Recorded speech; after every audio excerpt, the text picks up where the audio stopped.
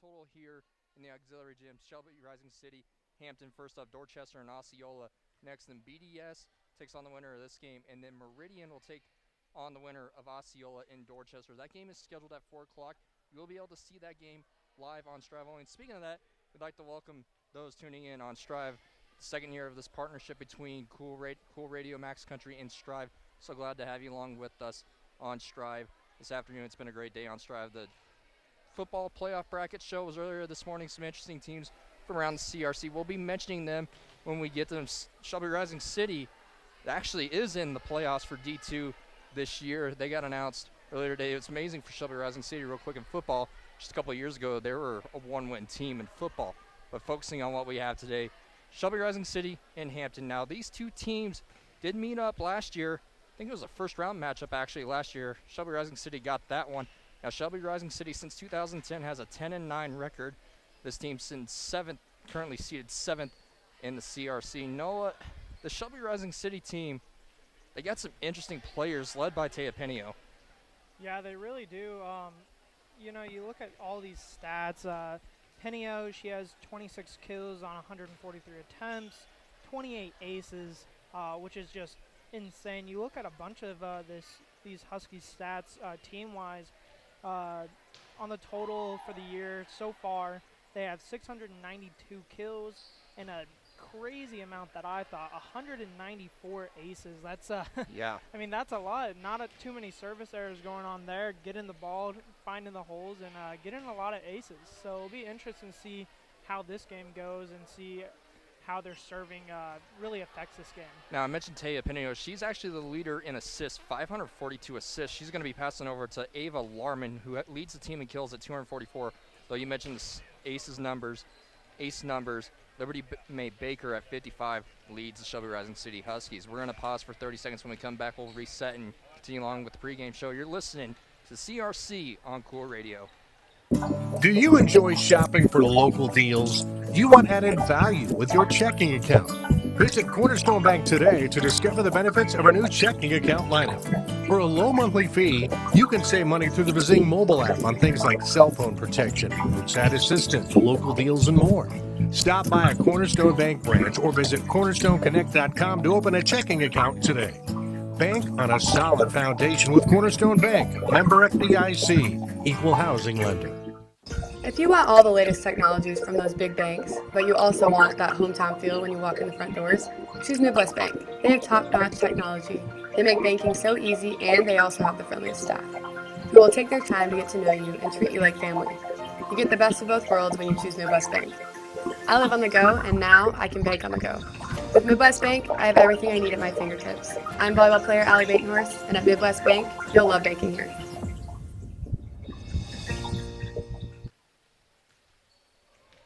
Welcome back to the York Auxiliary Gym. We got the Hampton Hawks and Shelby Rising City Huskies coming up here on Cool Radio and Strive. Now let's take a moment to talk about the 10th seeded Hampton Hawks. They come in at an 8-18 record. Now their last game actually was a 3-2 victory over Nebraska Lutheran. That was back on Thursday.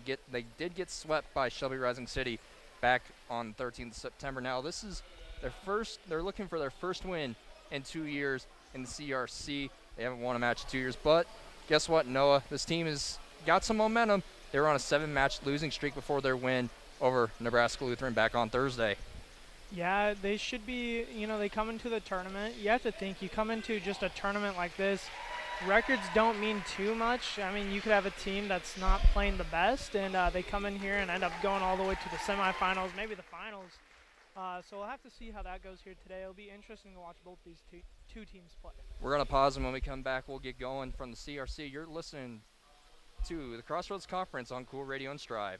Patina Studios in York are your flooring experts. Check them out for carpet, tile,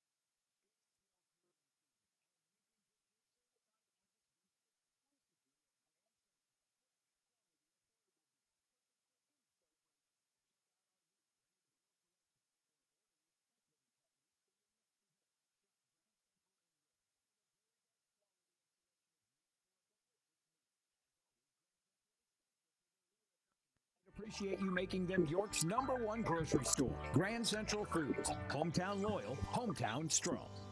For nearly 20 years, York Physical Therapy and Fitness Works have been serving the area and will continue to serve the community and their athletes for years to come. For more information, go to yorkphysicaltherapy.com.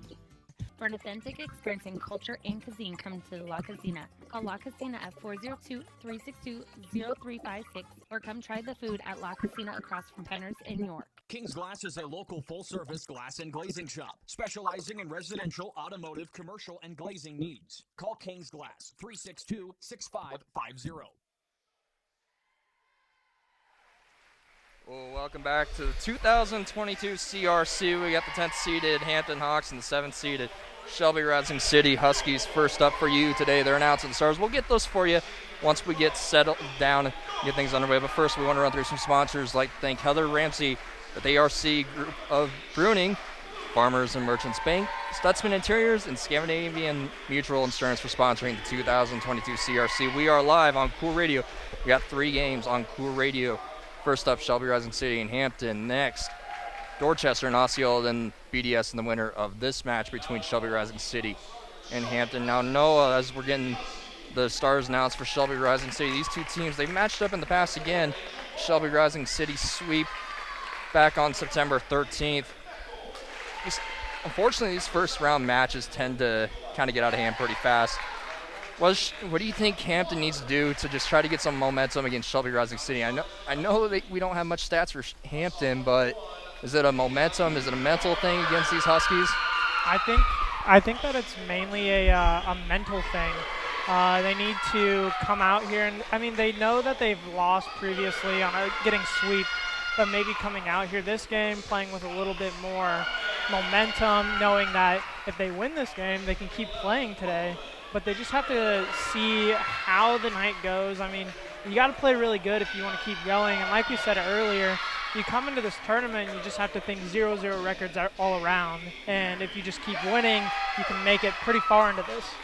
Well, you mentioned the 0-0 record thing, some that we're having on tonight here on Cool Radio Nebraska versus Purdue. Head coach Mickey Joseph for Nebraska always mentions they go into the week with a 0-0 record.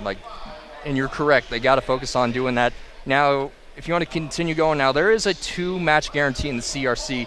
Loser of this match will play on Tuesday at 4 o'clock over in the York City Auditorium. That is going to be a best of 2 or 3 set match, which we're doing today as teams are going to be playing multiple matches. Teams are giving their handshakes between the net. We're going to jump into some radio stuff. Looks like Hampton will be going right to left on your radio dial, right to left on your screen. They are wearing their home whites with purple numbers. Shelby Rising City wearing their black uniforms, yellow numbers going left to right on your radio dial and on your screen. Looks like Hampton will be ones who get things underway at the serve. Shanna Clute will be back to serve for Hampton as we get things underway. Noah, welcome to the CRC. We're not in the York City Auditorium, but welcome to one of my favorite tournaments in the state of Nebraska. Glad to have you along with us this afternoon. Yeah, it should be a great game. First serve hits top of the net, dug over, and that's a point for Hampton. 1-0 to get things underway. Start that out with an ace. Yep, an ace for Clute as we get things underway. 1-0 Hampton early in this one. Right-handed serve hits top of the net, dug up, pass over at Pinio, back pass, but it goes right into the net. It'll be 2-0 Hampton early.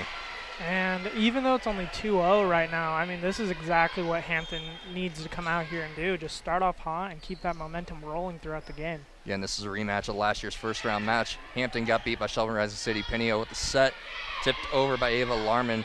And now Hampton is on the attack for the first time this afternoon. Pinio sets it far side. Larman gets the kill down. Team leader in kills, getting a set, an assist by the team leader in assists. Expect to hear that combination a lot this afternoon. Back to serve will be Ava Pinio, and that goes long for the service error. Hampton's up 3-1.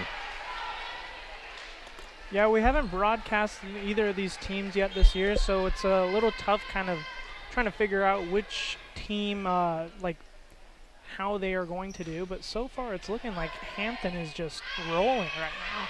And Larman gets the kill off the tip over left-handed touch just over the group of blockers for Hampton. We got a 3-2 lead, Hampton on top early. Now for you tuning in on Cool Radio, it's going to be tough for us to see who's serving on the left side. Looks like back to serve is Taya Pinio. She gets that over the back middle. Set over, tipped by Dose. Hampton gives Shelby Rising City a free ball. Set far side, swinging and going long with it is Zoe Walker. Yeah, but we expect Shelby Rising City to do that. I mean, their top 3 girls that lead kills have over 120 kills on the season.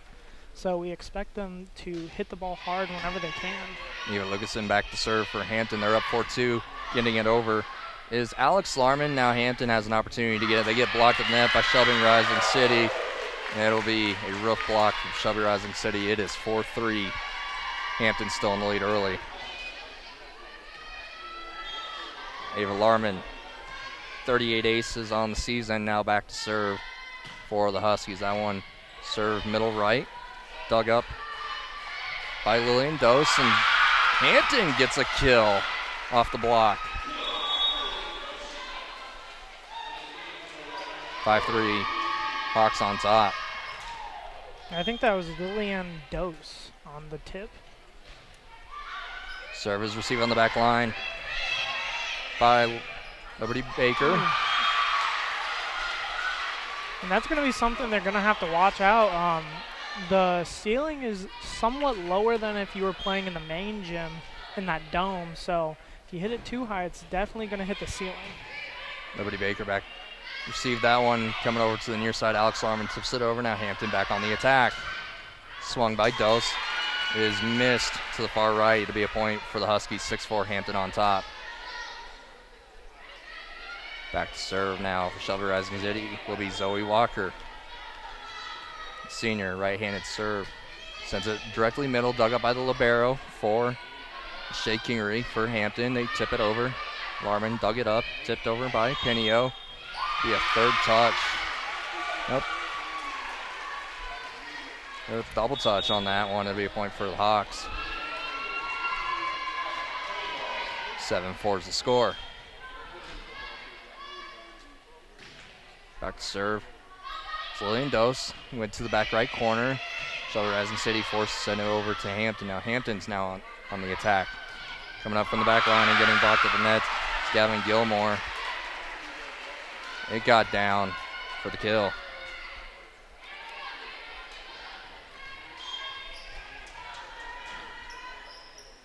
Dose will be back to serve. She sends it cross court with the right hand. Dug up, hit the rafters. They're in the auxiliary gym, and Shelby Rising City is forced to send a free ball over.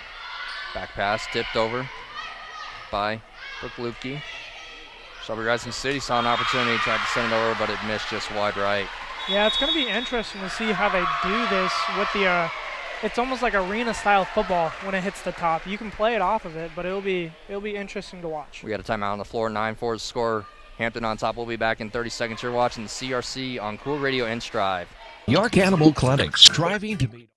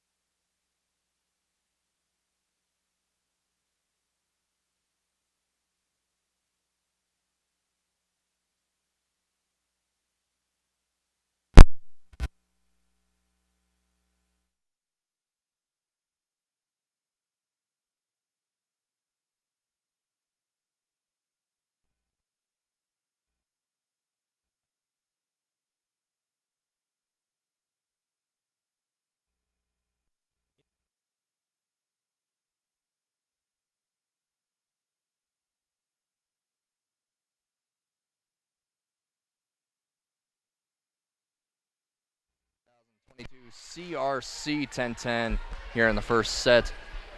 Shelby Rising City on a 5-0 run ties us up at 10 here in the first set. Angel Barnes been back to serve for all but 1 point for the Huskies in this run. Both teams have burned a timeout. Each have one more. Barnes serves it near side. Another dig by Gilmore. Swung over on the near side. Now here comes the Huskies. Larman. Oh my goodness. Ava Larman is starting to take over. Her and Liberty May Baker starting to take over the Huskies. Yeah, she hit that ball with some authority, and man, she's probably the hardest hitter on the court right now. 6-0 run for the Huskies. Barnes with the serve. That goes in net and ends a 6-0 run. Yeah, right now it just feels like the thing that's keeping the Hawks in the game is the fact that the Huskies are just making those service errors, occasional errors every once in a while. Back on the service line for Hampton was Shane Kloop. Beautiful dig, pancake dig by the libero for Hampton. Now here comes Shelby Rising City on the attack. Ava Larman, I beg your pardon, that was Baker with the swing over. Dug up by the libero, Perry. Nice overpass by Shelby Rising City from the back line. Here comes Hampton on the attack. Tip over now. Huskies come near side. There's Ava Larman. She nearly got another kill, but a beautiful dig by Hampton. Free ball coming up. It goes. Wow. That was actually one of the best rallies I've seen in high school volleyball in quite some time. That was pretty good, you know. Ava Larman spiked that thing, and the Hawks just dug it out and was able to get it over and made them have to work for it and got the point. There's Larman with the attempted kill. Went off the rafters, off the dig. Overpass back to the Huskies, and Larman's forced to send it back to the Hawks. Pass near side, coming up the middle and swinging that one way long was Navia Lucasen. 12-12 is the score. Now back to serve. Liberty May Baker, she has 55 aces on the season. Right-handed serve from the middle, dug up by the libero. Nice overpass by Regan Hansen. Didn't see what happened there, but it's a point for Hampton. Maybe just some miscommunication there. It looked like she went to go hit the ball up and just, I don't know, whiffed the hit. 13-12 is the score. Hampton in the lead. Serve over by Gilmore. Nice dig by Hampton. Now Larman gets blocked in the net, but it goes down for the kill. Yeah, we were talking about that beautiful rally, and it was a couple points ago, and it was Larman who tried to kill, but the dig came right back to her. Her reaction to be able to keep the ball alive made for an incredible point. But now we are tied at 3-3. Taya Pinio back to serve. Hampton comes near side, swinging at it. Is Lillian Dose. He gets blocked at the net. Be a point for the Huskies. 14-13. Huskies back on top. I think Ava Larman was involved on the block there too. She's doing a little bit of everything, offensively wise and defensively wise. Pinio serves it back left, the middle left. Miscommunication by Hampton, but they're able to get it over on the overpass. Pinio sends it near side, coming up and swinging on and getting the kill down is Zoe Walker. Her first kill of the night. 15-13. Huskies in the lead. I guess I shouldn't say night. It's the afternoon. Well, I mean, it is 1:15 local time here in York. Is served by Pinio, goes middle. Nice dig by the libero for Hampton. As Kingery. Walker sends over the right hand. That goes off the post. It'll be a point for the Hawks. 15-14. Shelby Rising City currently in the lead.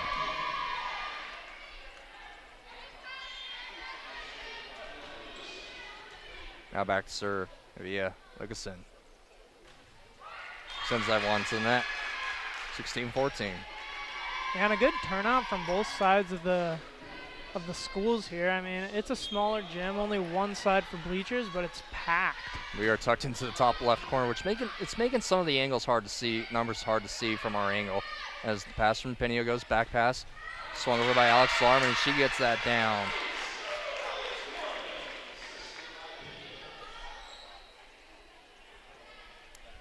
You got to think that Alex and Ava might be sisters.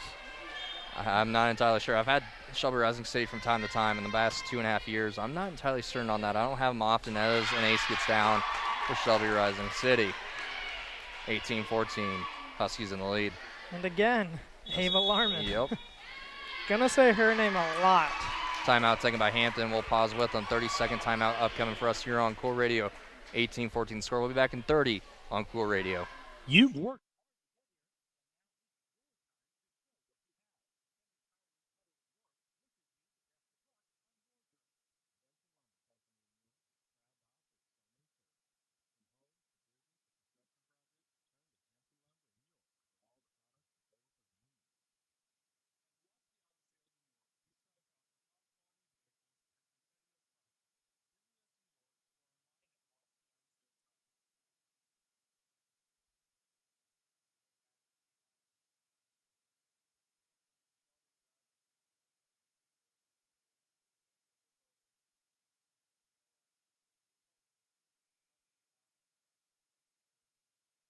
Mistakes. Yeah, this Husky offense is just, when they hit the ball, they hit it so hard, and that's something that they're doing really well this game. Larman served it and just got the dig for the Huskies coming near side. Swinging at that is number 11, Brooklyn Baker for the Huskies. Hampton, what a overpass right there by Alex Larman. And now the Huskies are back on the opportunity. She's forced to send that over back left, and it's tipped by the front line. No one able to read it off the tip. It'll be a kill for the Huskies. Wow, these Larman girls are really incredible players, able to read things out of nowhere. Huskies now on a 5-0 run. Now back to serve is Ava Larman. Hampton sends it middle short.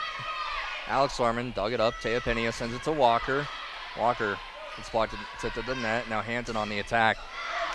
And Walker and Alex Larman in on the block. It is 20-14. Shelby Rising City with their biggest lead in the first set. Yeah, it looked like for a little bit that the Hawks were trying to run away with it, and they were doing good. And now the Huskies got some momentum, and now they're obviously they're up 6-0 now. 6 points. Ava Larman with serve, tipping it over and going wide with it is Brooklyn Baker. Hampton ends a 6-0 run, back within 5. 20-15 score substitution for Hampton. Back to serve. It's like number 6 Reagan Hansen, the senior. The righty sends serve middle, dug up by Baker. Coming back line, that was close. That was really close. That could have gone either way there. Ava Larman aiming for the back right corner. The official called it out. It was right at her in the back right corner. Either way, it's 2-0 run for the Huskies. 20-16. Hawks make it 3-0 run for the Hawks. 20-17. A serve by Hansen. Her first. Sending it over is Ava Larman. Pass over to Alex Larman. That got tipped at the net. Overpass back to Shelby Rising City. Baker sends it over at the dig. Put the underhand pass. Got a pretty decent rally, and getting it over at the tip is Zoe Walker. Yeah, that looked like it was about to be just a 50-50 ball, and whoever could get it down first was going to get that point. That was a 50-50 point the entire way. Both teams just discombobulated, but either way it worked for the Huskies. Serving it into that was Zoe Walker, 21-18. So Rising City in the lead.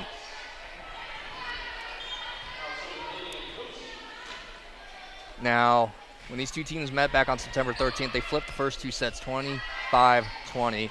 Is getting the kill down. Coming from the back end is Liberty Mae Baker, 22-18. Her third kill of the afternoon. Gives the Huskies a 6-point lead, 22-18. Now serving it is Alex Larman. Served it short right. Hampton forces it, hit it over from the back line and hit it off the top of the net, giving a tough read for Alex Larman. Baker sends it back corner. Here comes the Husky. Here comes the Hawks. Getting the kill down. Wow, that was impressive there by Gavin Gilmore. Her second of the match brings it back within 3. And it's crazy to think that the Hawks are staying with it here while only having 3 kills on the whole day. They've been playing solid, making Shelby Rising City make the mistakes in an ace serve. Wow, that was a beautiful spot there by the libero for Hampton. Shea Kingery with the ace serve, brings it back within 2. Kingery, right-handed serve, hits it off top of the net, gets another one. Back to back, wow. That was really good, just hit it off the top of the net, rolled over. She was aiming for the same spot she got the previous ace. I wish we had stats for Hampton. I wouldn't be shocked if she's leader in aces based on where she's able to place the ball. Serve was received by Shelby Rising City on that one. Here comes Hampton off the overpass. Getting blocked in the net. Fight for it at the net now. Now Taya Pinio getting the set over to Baker. Oh, calling it. What do they call that? I apologize. I need to study that one, but either way, it's a point for Shelby Rising City off the air by Hampton. That'll be 23-21. Huskies on top. Back to serve was Barnes. Coming middle is Gilmore. Gets tipped up by Alex Larman. Like an overpass by Larman. Swung deep by Lucasen. And Shelby Rising City now has set point. Barnes looking to finish it off. She was in service for the 6-0 run. That one is way long. And that's what's keeping Hampton in the game here. I mean, just those service errors are really racking up points for Hampton here. I say it just seems like Hampton so far has not been making that many mistakes.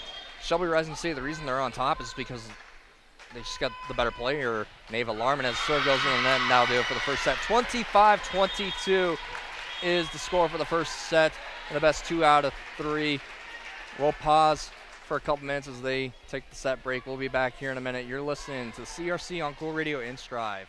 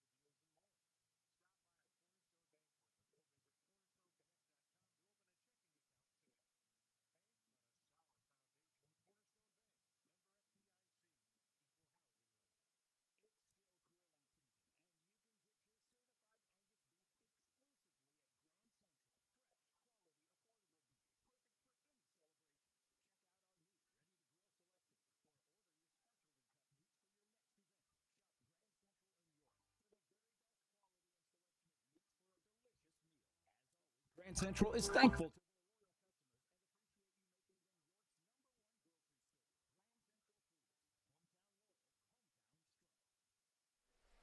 The 2022 CRC is presented by Carrie's Restaurant, Strictly Grain, Shetner Inc., Bansburg Welding, Jensen Lumber Company, Nutrient Ag Solutions, and Kreitzel Enterprises. So glad to have you along with us. 25-22, Shelby Rising City winning the first set. Shelby Rising City will have back to serve to get the second set underway. Liberty May Baker.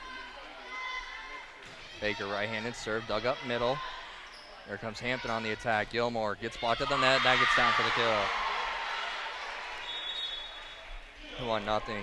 Hampton early in the lead in the second set. We're going to run through a few more sponsors for you. Advanced Services and York Neville Construction, Edgewater Insurance and Osceola, Annie Jeffrey Memorial Health Center. As Hampton leads 1-0 in this second set. Coming near side, Walker swings and misses deep. It looked like it just took a bat, like she hit it off just the end, like the wrist of her hand maybe, because that had some really bad spin like to the it. palm wrist connection on the hand. As back to serve is Gilmore. I beg your pardon, serving that into net was not Gilmore but Lillian Dose. First service error of the set gives Shelby Rising City their first point of the second set.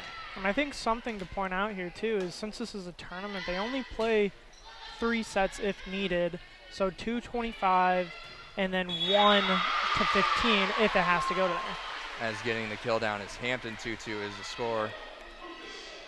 Didn't see who had the kill on that one, but it is 3-1, I beg your pardon, in the second set.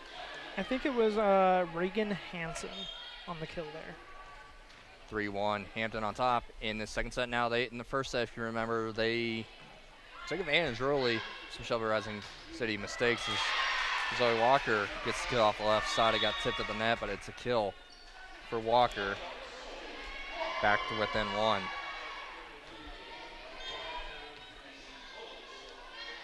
Back to serve is Ava Larman. Back left corner, and that's going to hit off the Raptors and be a point for Shelby Rising City. I don't think, let's not call that one an ace. That one would have gotten over the net and been a free ball for the Huskies if that did not hit the low-hanging ceiling here in the York Auxiliary Gym. Larman serves middle. That was a beautiful serve. Pancaked up by Hampton. That was close, and that is out. That was a good idea, though, by the Hawks to try and attempt that. I mean, she had everybody off guard there if it would have went down. So Rising City on a 3-0 run gives them the lead, and serving it right into the net is Ava Larman. And I really want to think that the coach for Shelby Rising City, Abby Kuhn, she might have talked to them about these service errors that they've been having during the break between sets. Abby Kuhn, the head coach for Shelby Rising City, as that is an ace serve for Hampton. Back there with the ace via Nicholson. Head coach for Hampton, though, Kayla Guyan. Forgot to mention that during the pregame. Apologize for that. Now back to serve. Hampton, beautiful dig by Walker near side now.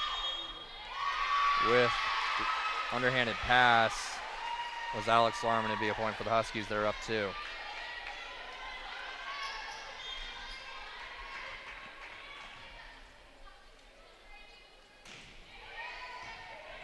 Serve middle. Dug up by Pinio. An overpass by Ava Larman.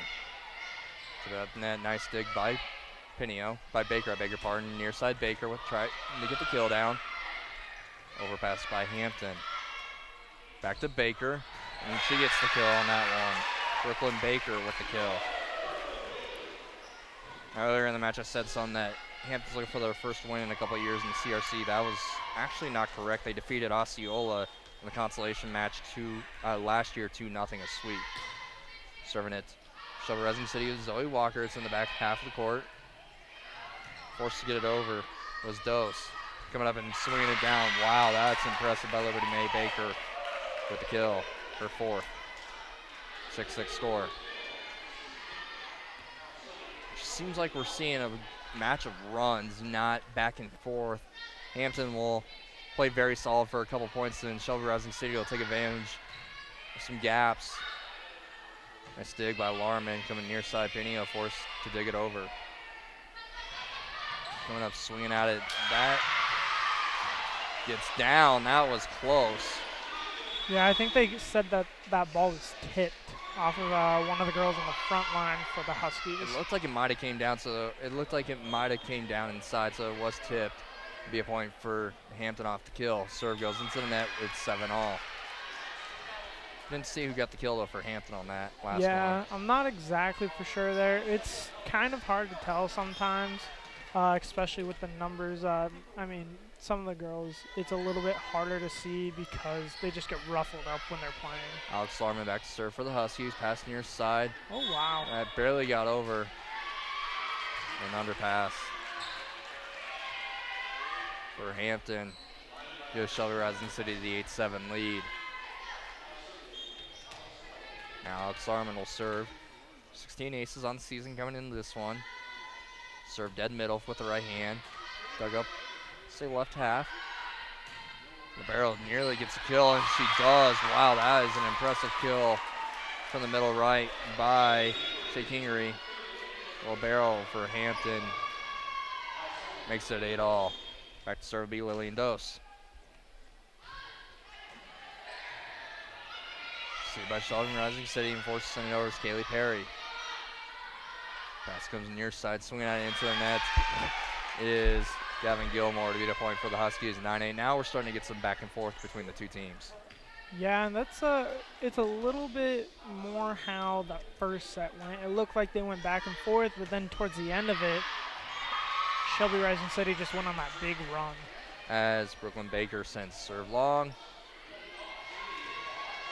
It is 9-9. Now serving is Kingery. Dug up by Ava Larman, passed by Pinio, sent over by Alex Larman. Overpass goes way long. It's like it hit kind of that wrist connection with the hand. Gavin Gilmore with the air. Gives Shelby Rising City the 10-9 lead.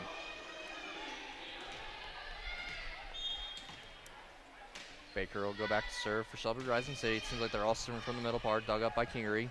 Overpass set up by Walker. Pinio passes it to Ava Larman, and that's an incredible dig by Kingery.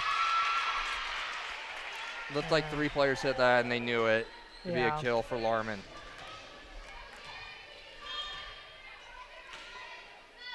It was an incredible pancake dig by Hampton right there. Gave him an opportunity. As Hampton now gets the kill. So Kingery came from the back corner and got the kill. It is 11-10, Shelby Rising City in the lead. Back to serve now. Standing Dowling. Right-handed serve, dug up by Baker, overpassed by Pinio. And the Hawks with a lack of, I'm not even going to say miscommunication, that was a lack of communication, gave Shelby Rising City the point, 12-10. Yeah, if they would have just been talking right there, they'd get that ball over and have a chance, but lack of communication. Pinio with the serve, received by Hampton, getting blocked at the net was Lucasen. Overpassed by Hampton. Pinio sets it up, goes far side to Walker. Walker, I think that was to Ava Larman, but went over her head. Block by Alex Larman. Passed by Pinio. Now Walker will be forced to send it back over. 2 straight blocks by the Huskies. Hampton overpassing it both times. And it was a bad pass by Thea Pinio to give Hampton the point. Yeah, and they're going to call that net violation as she hit the net coming down off of her serve, or her setup. Alex Larman and Taya Pinio are combining for an incredible wall at the right side, is getting the kill down with Zoe Walker. 13-11. That's her 4th kill of the night. I've noticed with the Huskies, they like to share the ball a little bit more and kind of get everybody involved on the kills, as we have multiple girls that are getting close to 5 kills on the game so far. Ava Larman back to serve for the Huskies. Walker might have gotten that one. Let's say that one was Walker. Yeah. Walker and Alex Larman were right by each other. Walker's 5th kill of the match. 14-11, Huskies on top. Ava Larman serves it, middle. Dug up by Lucasen.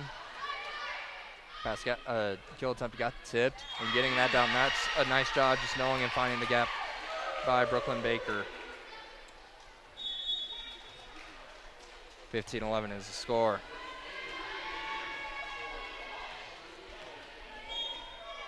Back to serve is Larman. 3-0 run for Shelby Rising City. Make that 4-0 run. That might have been going long. Timeout taken by Hampton. We'll pause with them. 30 seconds. 16-11 score. We'll be back in 30. You're listening to CRC on Cool Radio and Strive.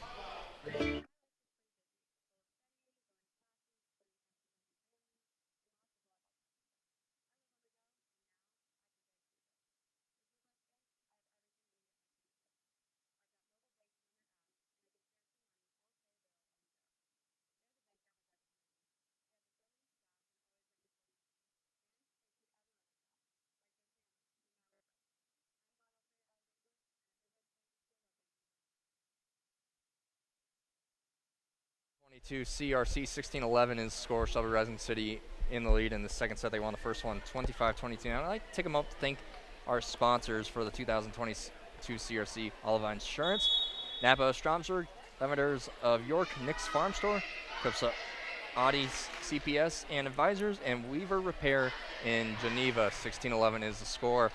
in this second set. Ava Larman's been back to serve for the Huskies. 5-0 run for the Huskies to start taking advantage of the second set. Yeah, and before that timeout, she actually had a ace serve, which led to the timeout. Larman serves middle. It's been where the Huskies have been going all match. Dug up by Kingery. Pass picked up by Baker. Walker at the net. Met Kingery at the net. Here comes the Huskies. Baker. I beg your pardon. That's Baker. Gets it over. Kingery with a nice overpass. Pinio sets up Alex Larman. It goes to the back left corner. Now Hampton on the attack. Tip over to the net. Nice kill by Lucasen right there. Ends the 5-0 run. 16-12 is the score. That was another really good point. We're seeing from time to time these two teams, they're actually pretty even. It's just Hampton can make more mistakes than Shelby Rising City. Hampton's more solid as an ace serve for the Hawks. That's what I mean right there. Shelby Rising City is more prone to mistakes. Hampton's very solid. That was Lucasen with the ace. As a team now, they have 5 aces on the day. Serve was received by Walker. Did not see how that point went. That's another ace. Yeah, that is another ace. Back to back. It was tough to see. I couldn't see if that ball made it over or not. Neither team was celebrating as it did or not. It was an ace serve for Lucasen. Now they're back within 2. 16-14 is the score. Serve received by Walker. Ava Larman forced to come back to the back corner. Walker with the overpass. That gets down.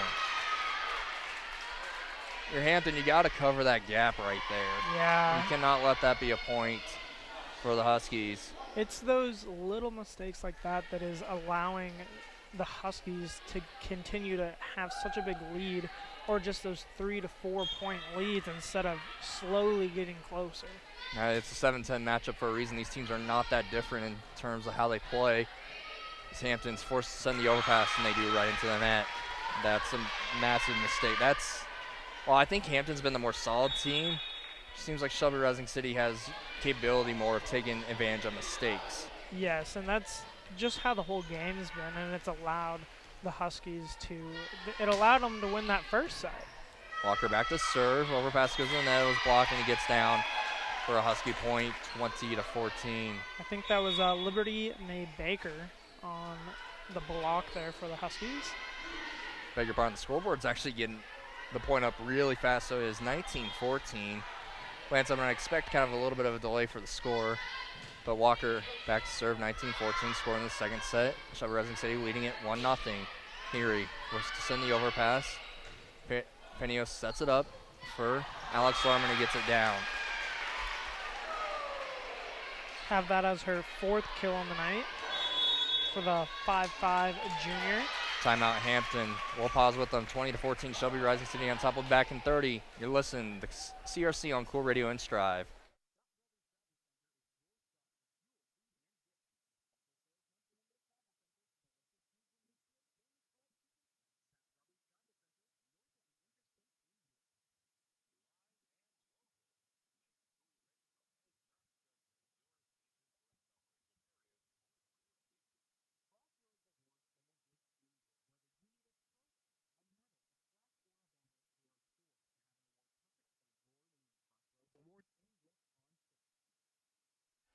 One of the beauties of welcome back to CRC. One of the beauties of CRC is we get a bunch of these schools in this morning. The 8-man brackets were announced. Congratulations, Shelby Rising City Huskies. Just a couple of years ago, they had 1 win in football. They have Thayer Central on Thursday in the first round of 8-man 1 playoffs. They're up 20-14 in this second set, trying to get it over. New player on the floor, Sophia Slutz. Alex Larman trying to get the kill, and Hampton forces on the overpass. Comes near side. Baker tried to get the kill down. Hampton now on the attack. That goes way long. Lead a point for the Huskies, 21-14. And this kind of seemed how the last set went. It was the Huskies had that 6-point lead and then just kept adding on to that. Right now they got a 7-point lead. It's 21-14. Miscommunication on the service receive. Ends up being a point for the Huskies.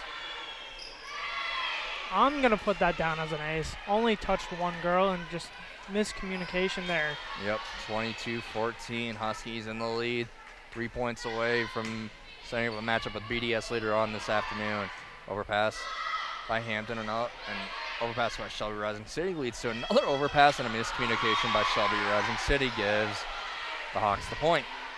Now, for whichever one of these teams moves on to the next round, BDS, man. that it's going to be tough no matter what, and I think there's some coaching that's going to need to happen before that, telling your girls, make sure we need to clean some of these mistakes up. BDS 2 seed and 20-4 on the season. I cannot wait to share some of the numbers for their set numbers later on this afternoon. As Penio gets the set. Penio currently 10th in Class C2 in sets and assists according to Max Preps, as that was tipped to be a point. Saying that wasn't tipped to be a point for the Huskies, 23-15. Back to serve is Alex Larman. Set near side, swinging that and getting it down. That was a nice kill there by Lillian Dose for the kill. 23-16. Hampton back within 7. That really looked like their hardest hit kill of the night for Hampton. And that was perfect finding that spot too, as Dose sends that serve long. Match point upcoming for the Huskies, 24-16. Now after this, we'll wrap this game up pretty quick, so Noah and I can take just a little bit of a break. Noah and I got 3 games together. The 4th one will be on Strive only. So we got a long day ahead of us here on Cool Radio. So we'll wrap this one up, take a little bit of a break, and come back and preview Osceola and Dorchester. As Hampton's forced to send the overpass, and Kingery just sends that one to the net, and that does it. 25-16, second set, 25-22, 25-16. And the Huskies move on to face BDS later on today. Hampton, next up, plays on Tuesday at 4. We're going to pause for a couple minutes. When we come back, we'll recap this one. You're watching and listening to the CRC on Cool Radio and Strive.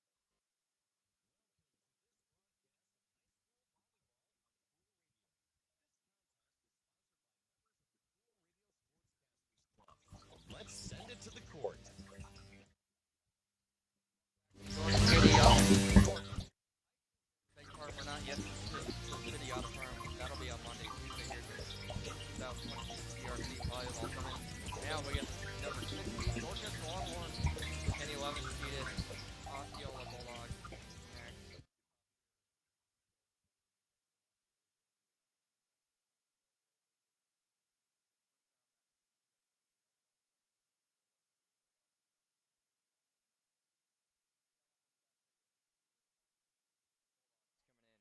7-15, the Longhorns 13-10. First, Noah, let's talk about the 6 seeded Dorchester Longhorns. We're going to be talking about Bailey Tice and Baylor Barons throughout this afternoon. Barons, the leader. I beg your pardon, Haley Switzer with 394 assists to Bailey Tice, who has 105. Yeah, it should be a good game. Dorchester comes into this game 3-10, 5-4 in their district, and some girls that really stand out, exactly who we just talked about, would be Bailey Thice. She has 105 kills on the season, and out of 326 attempts. It should be, if you're Dorchester, you should be feeding her the entire game, it seems like. You have a couple other girls that really stand out. Is number 12, Amber Cotis. She has 77 kills so far on this season. And then serving-wise, they have a couple girls that really stand out. Would be Baylor Barons with 34 aces. And, that's kind of how it was last game. You had some girls that really stood out, did really good ace-wise, good serving, good killing. This game should be a good one to watch, especially just being a volleyball fan in general. Should be a good game. Now, Dorchester Longhorns and the Osceola Bulldogs did meet back on the 20th of September.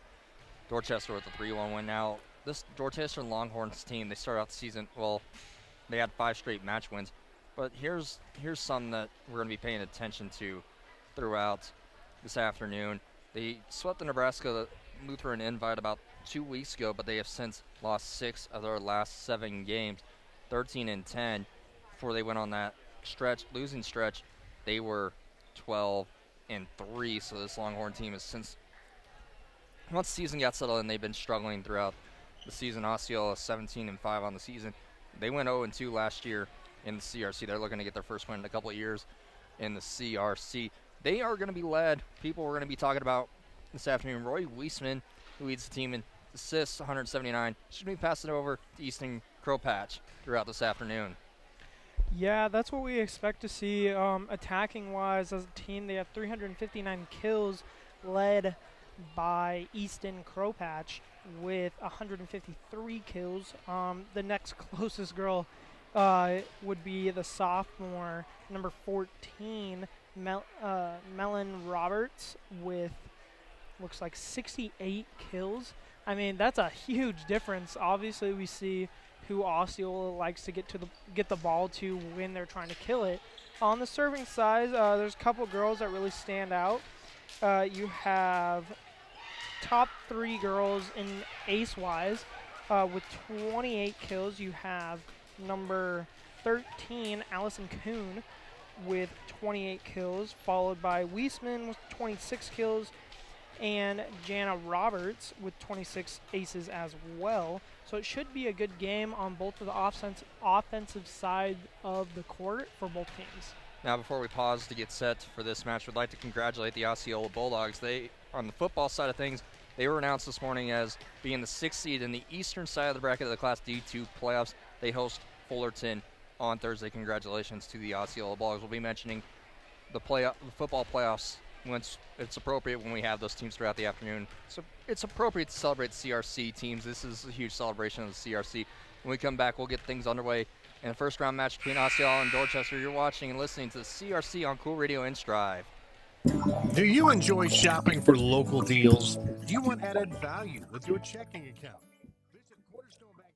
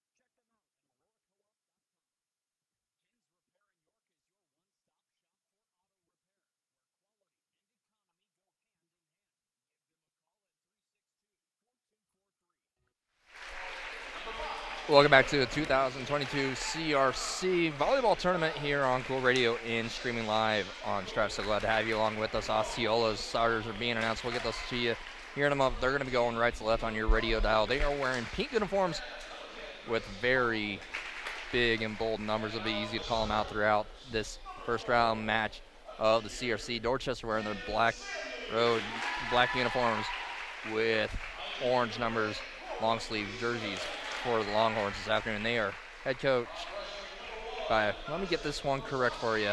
Apologize, I made a little bit of a mistake earlier today when I was getting this ready. We'll get their head coach for you here in a moment. But Osceola, they are head coached by Nicole Kropatch and head assisted by Sarah Johnson. As we're getting set for this first round CRC matchup. The winner of this plays Meridian later on today. We'll be switching over to just a Scribe stream for that matchup. We got Nebraska versus Purdue pregame coverage for the Husker Radio Network taking over at 4:30 here on Cool Radio. Again, starters are getting announced for the two teams. Dorchester's head coached by Claire White and Ramey Polk. Noah is starting to get down to the nitty-gritty of the first round. These two teams play Meridian, who's one of the top teams in their class later on this afternoon. What does each team need to do to get this victory done, take on Meridian later today? I think the biggest thing, and I think something that we could point out from last game that we watched, was just make sure, even if your offense is doing good, make sure you limit those service errors, mental errors. Make sure you're talking to your teammates, because you don't want to give up a bunch of points off of just small little errors that you could fix just by talking a little bit. Because in reality, we saw that last game is if you make a good amount of errors and you're not talking with your team, you can allow that other team to really just blow out the rest of the game and bring that momentum into the next set, and then next thing you know, you're swept. And neither teams want to get swept here today, so it should be a good game to watch. We did have a sweep earlier today. Shelby Rising City taking down Hampton 2-0 in a first-round match. They play that match. We'll see next up here on Cool Radio. Shelby Rising City versus BDS. BDS, the 2 seed, one of the top teams in the state of Nebraska in Class D2. Handshakes are going on between the two teams. Now, just a reminder, these two teams did meet back on September 20th. Dorchester taking down Osceola 3-1, 25-14, 26-24, 12-25, before finishing it off in the fourth set, 25-9. Teams are getting set. Osceola be on the right side of your radio dial this match. Dorchester be on left. Osceola wearing pink uniforms with white numbers. Dorchester black uniforms with orange numbers and white. Dorchester written on the upper back.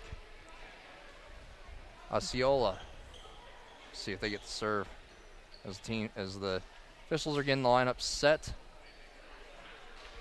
Libero being subbed in for Osceola. Osceola is going to come out in the back line. And a number, let me check this for you. Emerson Broski be in the back line along with Taylon Stanley and Libero. Jana Roberts. Dorchester with the serve to get things underway. Gabrielle Tice serves it up for the Longhorns. We are underway. Tip at the net. Dorchester is back on the attack, coming from the near side. Swing it toward the back line is number 11 for Dorchester, and he gets down for the point.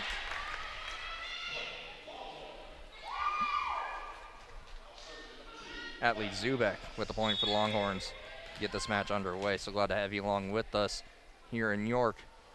Tice with the serve. Gabrielle Tice dug up by Stanley. Now in the back corner by Broski. Dug over. Here comes Dorchester on the attack. That goes long, and it is 1-1.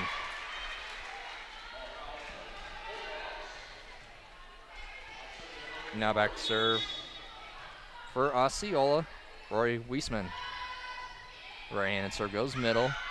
Dug up by Dorchester, and Osceola comes back on the attack at the net. That is a net violation. To be a point. Easton Kropatch for the net violation for Osceola. It is 2-1. Dorchester in the lead. Yeah, I expect to have a good game here so far. It's been back and forth, 2-1.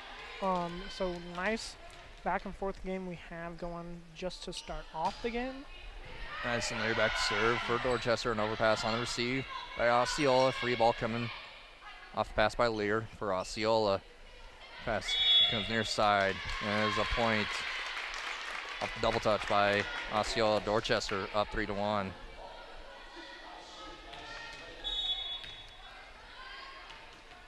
Back to serve is Lear. The lefty. I know, with a little jump serve too. First time we've seen a lefty this afternoon. As pass goes short, force sent it long is Stanley.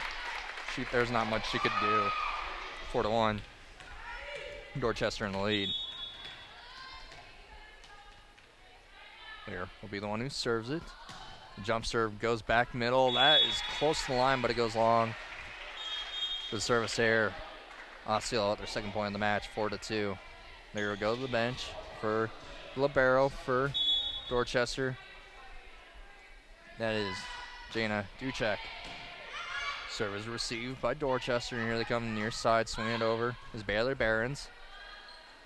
Received by Osceola, coming near side is Stanley. She goes cross court with it. Now Dorchester on the attack. Getting blocked at the net. Beautiful recovery by Osceola. Now Dorchester comes back on the attack. And that is a kill right there by Baylor Barons. Yes. An incredible athlete that I got introduced to during the CRC last year. Now, if you remember the CRC girls tournament last year, I was on the call for that game as Barons goes back to serve. One of the craziest games I ever witnessed. Dorchester in High Plains, singing into the net, Emerson Broski. 6-2.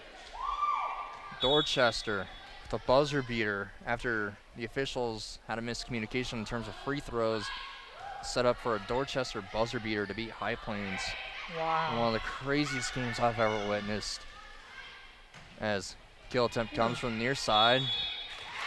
Osceola forced to underpass that, and it'll be a point for the Longhorns. I think we're going to give that to Atlee Zubek on the kill there. Her first of the match, 7-2. Dorchester up 5. Serve received deep by the Bulldogs. Coming near side. Or send it over Elizabeth Hoffman. Pass comes on. That was a beautiful play by Dorchester. Amber Kotos with the kill, but it was a pass over the head and a result in a timeout. 8-2. Dorchester on top. We're going to pause for 30 seconds when we come back. We'll continue along with the first round of CRC. You're listening to CRC on Cool Radio and Strive.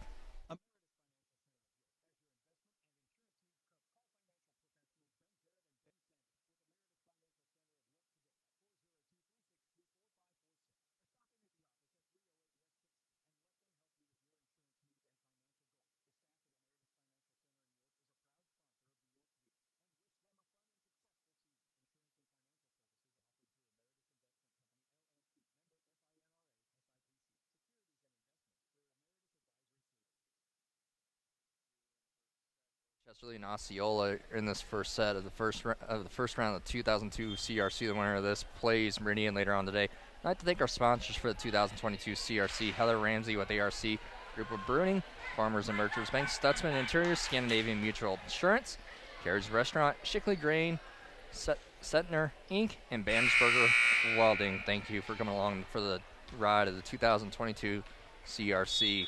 Dorchester with 5-0 run. Back to serve. Sending it deep as Barons. Received by Osceola and forced sent over as Borowski. Coming near side is Zubek. The summer play the last point that led to the timeout by Osceola. Stanley gets a kill. What a kill that was, too. First kill for Osceola in the match. They bring it back within 5. 8-3 is the score. Yeah, coming out of that timeout, looks like, something happened there, obviously, as they were able to get that point. As going to the net, Dorchester gets blocked. Osceola forced to send the free ball. Stanley, who just had the kill, sending it over. Coming near side, Zubek gets that down. Atlee Zubek with her second kill of the match. Makes it 9-3.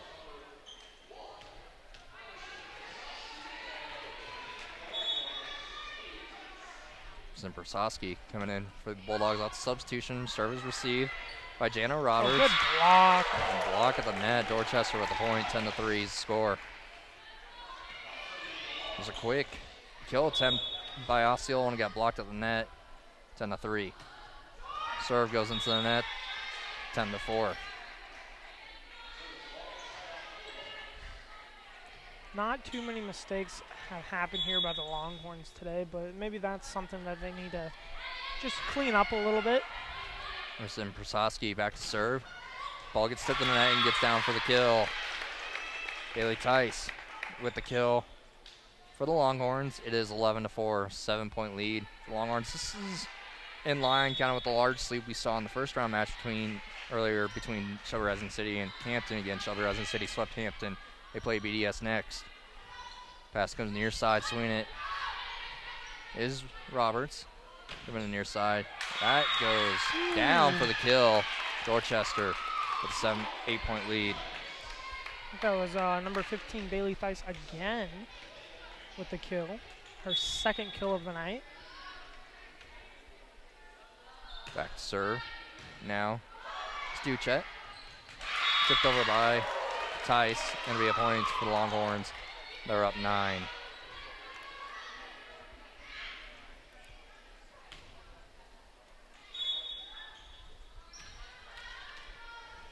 Back to serve. Duchet. Receive middle, and that goes into the wall to be an ace serve for the Longhorns.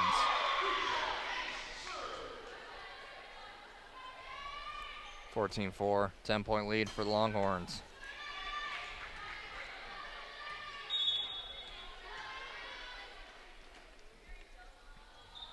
Duchet serves it, and that goes just a touch long, and to be a point for the Bulldogs now, 14-5. Dorchester in the lead. I need to apologize. Some of the numbers are not lining up with the rosters we're given here at the CRC. We apologize if we mix up a name or two based on the jersey numbers. As back to Sir Taylor Stanley. Received middle by Dorchester. Tip over. That was a nice play. Sneaking it over Haley Switzer with the kill. Timeout. Dorchester. Their first. Osceola back within 10. We'll be back in 30 seconds for 2002 CRC.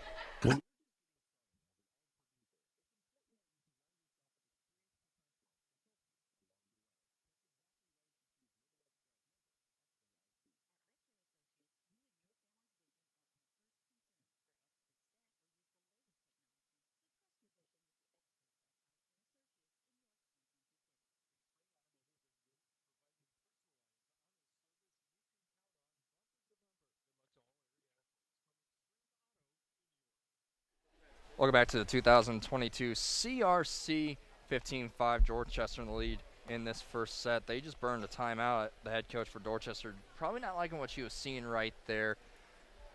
Calling timeout after 2 points. Yeah, I mean, I really don't know what there is to be disappointed in so far. I mean, they're leading 15-5. It seems like Dorchester is doing everything right so far. Claire White, the head coach for Dorchester, burning the timeout. Now let's run through a quick couple of sponsors real quick. I'd like to thank Jensen Lumber Company, Nutrient Ag Solutions, and Kreitel Enterprises for sponsoring 2022 CRC as serving it deep. In fact, it was a point for Dorchester before the timeout. Serve deep. It'll be a point for the Bulldogs.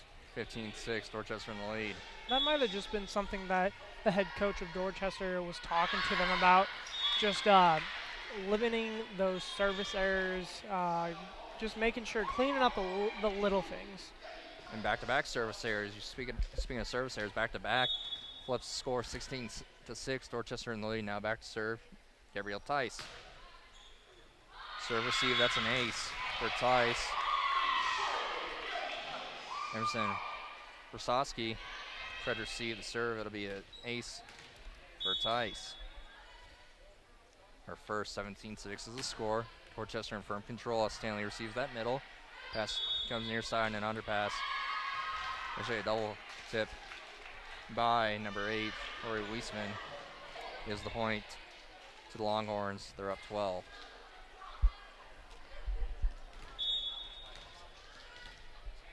Beg your pardon, the last timeout it was Osceola, so they have no timeouts in this second set as Stanley receives serve. Weissman with the pass, comes near side to Prasowski, Emerson Prasowski. Block in the net. Here comes Dorchester. Near side gets tipped to the net. Received by Libero for Osceola now. Osceola gets blocked at the net. Ashley Engel gets blocked at the net. Dorchester up 13. Yeah, they're really running away with this set so far. Gabrielle Tice serves it. That's well wide right. 19-7. Dorchester up 12. Weisman will be the one who serves it now for the Bulldogs. Also need come back of the ages to get back into this first set as it is received by Dorchester coming to the net. Gabrielle Tice gets that one down. I beg your pardon, that was Atlee Zubek with the kill, her third. Makes it 20-7.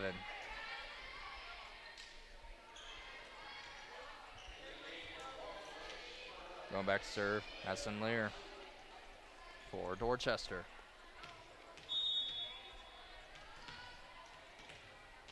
20-7. Dorchester in firm control this first set. The left-handed jump serve is received middle by Stanley, and overpass on the receive. Dorchester in system, slapping it down. That was a good kill by Bailey Behrens. Just shoved it over the net for the kill. Yeah, that was just a smart play by her. Saw that no one was in that back corner, put it right there, and now they're up 21-7. Saw BDS come in next. They have the next match here on Cool Radio and Strive. They're taking on Shelby Rising City as serve goes into the net. 21-8 is the score.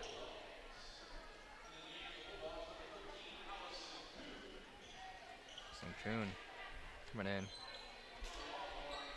for the Longhorns after the sub. Beg your pardon, that's going back to serve for Osceola. Short serve. Dorchester on the attack. Osceola trying to get something going, sending it over. Willis Hoffman. Now at the net, sending that one just long. Looked like it caught the wrist of Amber Kotas. Be a point for the Bulldogs. Yeah, it was a hard hit, just too much power on there. A little bit flat as well. Schoon serves it. That's an ace. Wow. It's only the second stat in terms of points earned for Osceola this match. They're down 11. Yeah, it's Taylor Sandley with a kill and Allison Kuhn with an ace. That was a good ace. Goes middle, and that might be another one, but that gets down on the receive. It's more just an overpass trying to receive it and found a gap. Yeah. Not much Osceola could do on that one. They're down 12, 22-10 in this first set. I will give it to Allison Kuhn, though. She has a really hard serve, and it just dies down the second it gets to you. Taylor Barron serves it, received by Kuhn. Pass goes back. Going deep with it is Kropatch. Easton Kropatch sends it long. And Dorchester is on the doorsteps, getting a 1-0 lead. Taylor Barons will serve it. Received by Kuhn. He hits off the Raptors and he hits the ground. Not much you can do with your Osceola. It's just the low hanging ceiling here at the York High School Auditorium Auxiliary Gym. Now it's set point for Dorchester. Barons will be the one to serve it. Jump serve received by Kuhn. They're attacking her. Stanley passes it over, and that'll do it for the first set. Hoffman not able to get it over the net. 25-10. Dorchester dominating the first set, winning by 15 over Osceola. And a very good set by a couple of players, Atlee Zubek and Bailey Tice. Yeah, they you look at the stats right now, and Zubek, Tice, Bailey Tice, they had really good set there. Then Bailey Barons, she had 1 ace, 2 kills, but she did a majority of that serving towards the end of that set. We'll be back in a couple of minutes to get going with the second set. You're listening to the CRC on Cool Radio and Strive.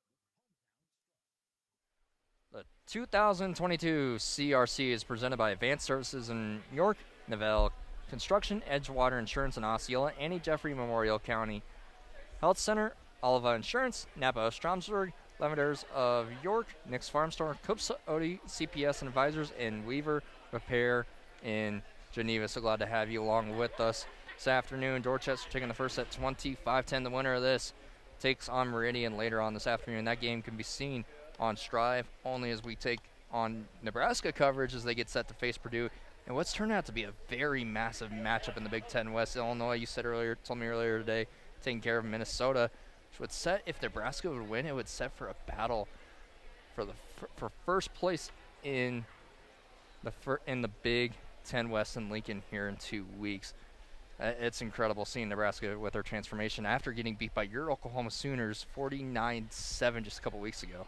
Yeah, it's been interesting to watch, and not being as big of a Nebraska fan as you would think. Being from Nebraska, I am a Oklahoma Sooners fan. Good to see them beating Kansas right now, but it's really nice to see that this Nebraska Huskers football team is sort of getting back up to where they once were. They're at the top of the Big Ten West right now. They could make a small push to winning the Big Ten West if they have a good rest of the season. It's unbelievable. Really unbelievable transformation they've had in the first few weeks.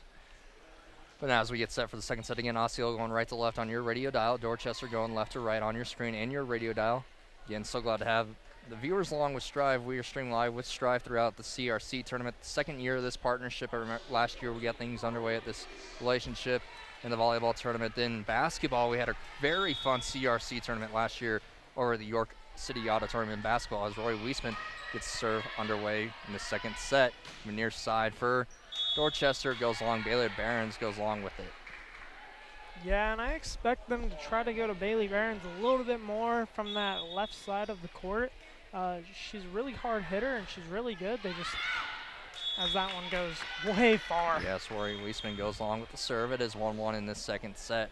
Again, the winner of this match takes on Meridian later on today. That is scheduled for 4 o'clock on Strive. Loser of this match plays, let me double check this one for you. Next plays on Monday at 5 versus loser of Nebraska Lutheran and East Butler. Get that result for you later as here comes Osceola on the attack. Pass near side. Austin Kuhn gets blocked on the net, but it goes down for an Osceola point as it went out, bounce off the block. Yeah, and I really do want to say this is the only lead that Osceola has had this entire night. Unbelievable. Kuhn goes back to serve. She had a good service run, and that's an ace. She was one of the bright spots in that first set when she was back to serve for Osceola. Yeah, she's very good when she is serving. Let me take a look at her stats real quick. It's her second ace. And she led the longest run that Osceola had in the first set. She was back to serve for that entire run. The serve gets down. Here comes Dorchester, and Dorchester gets the kill. Yeah, actually, number 13, the senior Kuhn, she leads the team with 28 kills. So it's no surprise that she's very good at serving. Aces. Yeah, aces. It's all good. It's all good. Baylor Barons, though, with the kill, makes it 2-3. Dorchester down in the second set. Back to serve Addison Lear, and she goes along with it.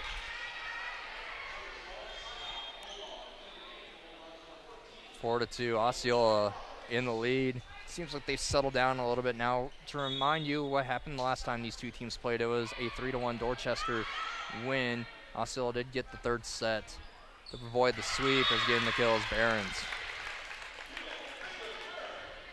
Fourth for her in this match. She'll go back to serve for the Longhorns. 4-3 Osceola on top in this second set. Again, we're only playing best 2 out of 3 this afternoon. Since teams are playing multiple matches, they're limited to just 2 out of 3. The consolation matches on Monday and Tuesday, that'll also be best 2 out of 3 as an ace for Baylor Barons. I'd say that one's more miscommunication watching it go down the back line. Yeah, good serve though. Really good ace there. And Osceola will make a change because Addison Tice comes in to replace the middle. And that's one thing that we notice is Baylor Barons. She likes to serve it a lot, and when she does, she goes on a long run. Tice actually got served at by Barons right off the bench.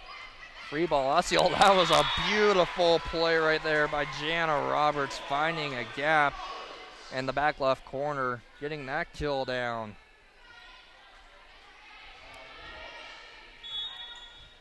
Now back to serve. Emerson Persoski.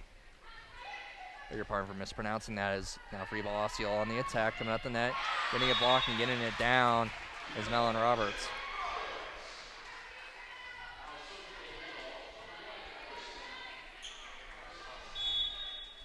Soski back to serve.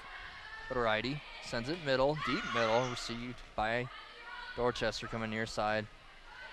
Zubek. Pass far to Stanley. Stanley attacks back right corner. Dorchester on the attack. Zubek gets it in. That's an unfortunate point for Dorchester as that hit off the Raptors.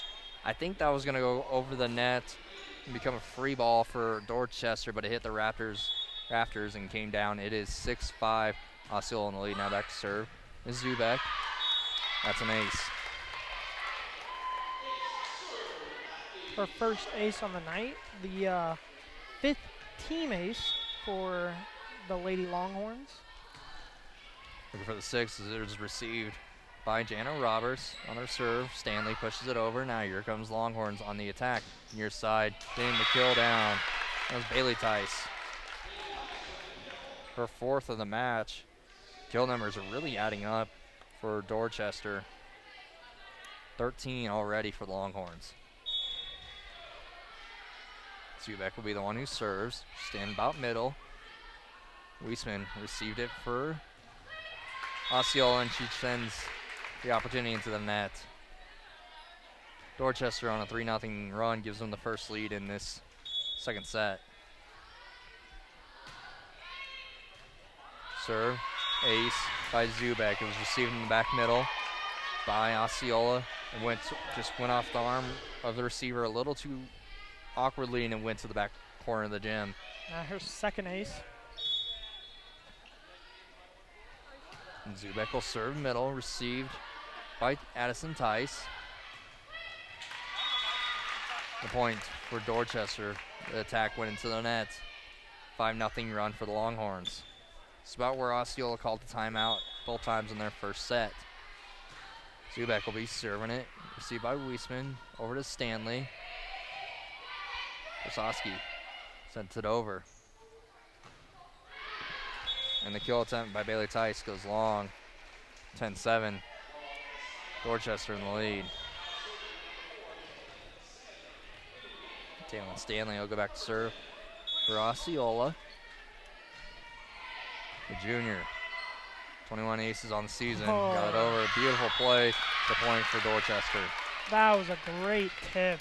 Caught the entire Osceola defense off guard there and just made her have to dive for that, and the ball went flying into the stands. Janaea Duchet will now go back to serve for Dorchester. 11-7. Longhorns in the lead.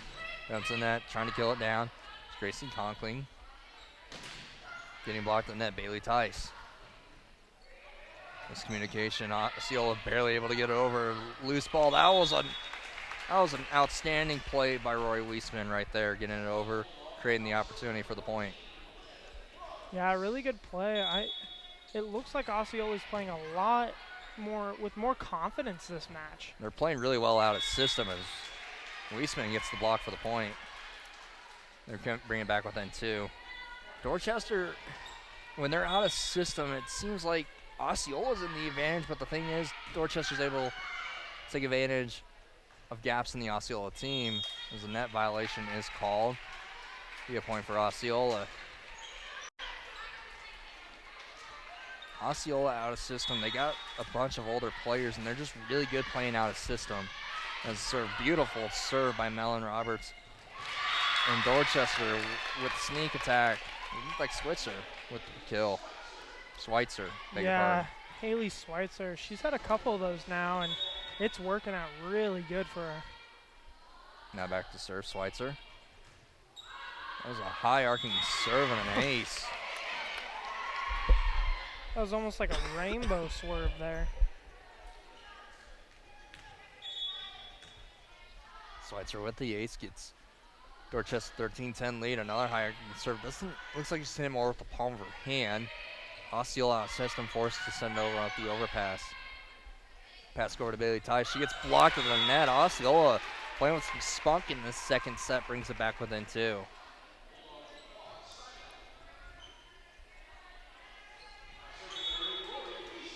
Roy Weisman will be the one who serves it for Osceola.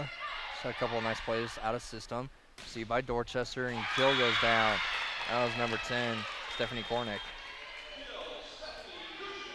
Kuchnick, I beg your pardon.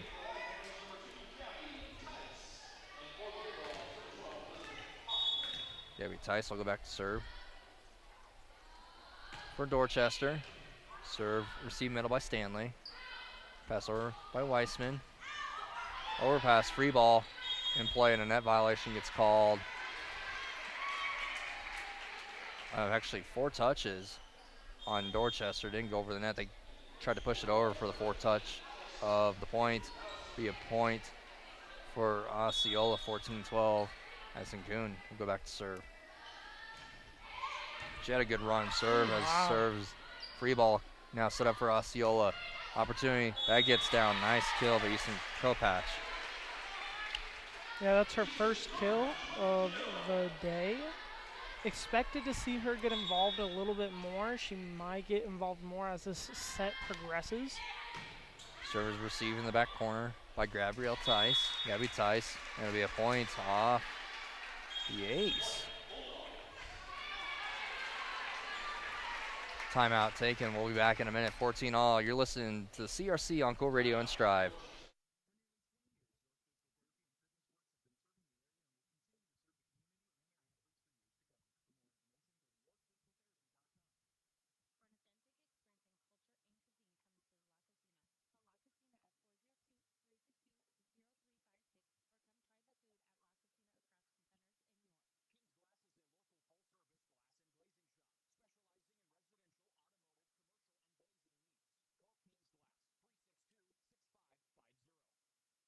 All in this second set. Dorchester with the timeout as Osceola tied it at 14-all. Already have 4 more points than they did in the first set. Noah, a lot more spunk, a lot more confidence out of this Osceola Bulldog team. Yeah, they're playing with a little bit better just confidence, I think. I mean, they came out in the first set, got just absolutely destroyed, 25-10.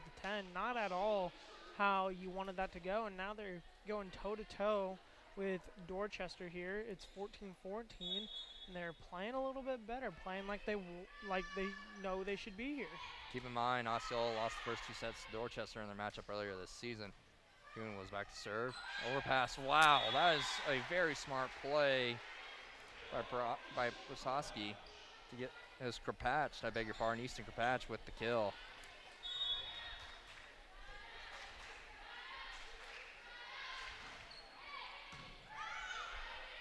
Here comes Dorchester on the attack. It's over Krapach. The overpass collision by 2 Dorchester players. Free ball now for Osceola. Weissman sends over to Stanley. Stanley just punts that one out. 15-all.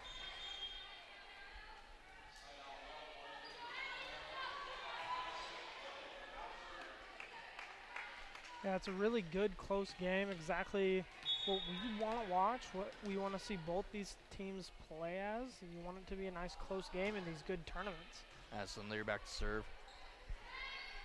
For Dorchester, nearly getting it down was Korpach. Dorchester with the opportunity to attack. Osceola coming near side. Stanley goes into the net to be a point for Dorchester. 16-15, Dorchester in the lead. And it's been going back and forth this entire game, so it's not at all how that first set was. It's a really good second set for both teams. Lear back to serve. That finds the coffee court. What a serve. Addison Lear gets her first ace of the match. 2-point lead for Dorchester, trying to fend off the Bulldogs.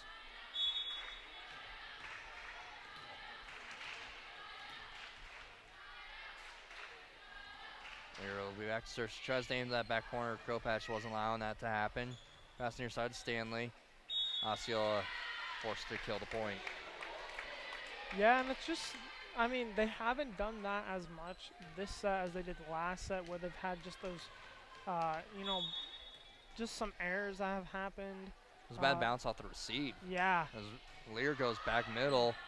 Oh, good save. Yeah, that was a really good save by Weissman, I beg your pardon. As Kropatch gets the block, gets it down for the point. I'm seeing some really good points out of this Osceola team. Even when they're out of system, they're really tough-minded, able to get some really good points out of situations where you think Dorchester would have a very easy time. As Lear goes back to serve, actually as a point for Dorchester, I beg your pardon. Stanley tries to kill. Gets the kill, dig by Dorchester. That was a bad hit by Baylor Barron. She got away with that one for the kill. That just barely skimmed over the net there. I don't think she wanted to hit it like that. No, not at all. 20-15. So the previous block by Kropatch apparently stayed on their side. Kind of tough to see the ball go over the net sometimes. That one goes wide left. Yeah, it just looked like that when she went to serve, it just went off her hand a little awkwardly. You know, resulting point for Osceola. Keeping them in this game, it's only a 4-point differential. 2016 is trying to push it over is Amber Kotas, and she gets the kill. Her second. Now Baylor Barons will go back to serve for the Longhorns.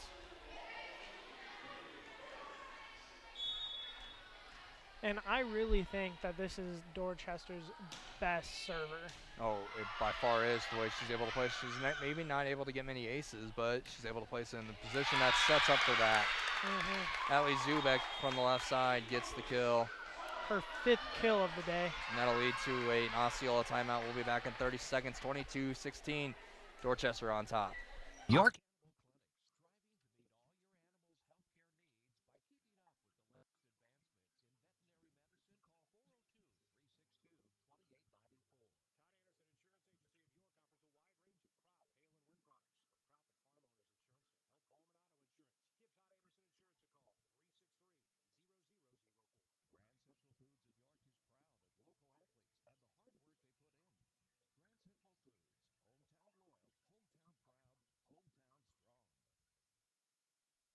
Welcome back to the 2022 CRC 22-16. Dorchester on the doorstep. I've taken on Meridian later on this afternoon at 4 o'clock on Strive. Loser of this match. Next up plays on Monday at 5 o'clock. They face the loser of Nebraska Lutheran and East Butler. Two-match guarantee in the CRC. Baylor Barons back to serve after forcing the Osceola timeout. It's 22-16.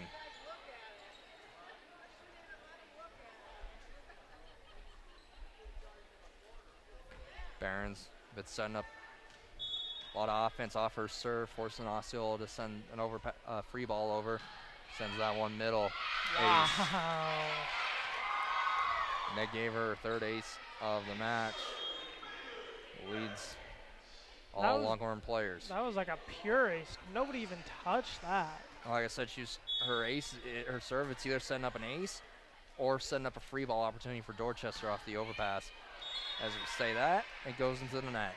That's been her only service error on the whole day, though. She's so efficient when it comes to serving. So to see that little error, you don't see that much out of her. Emerson Prososki sends serve long. Dorchester now with a match point.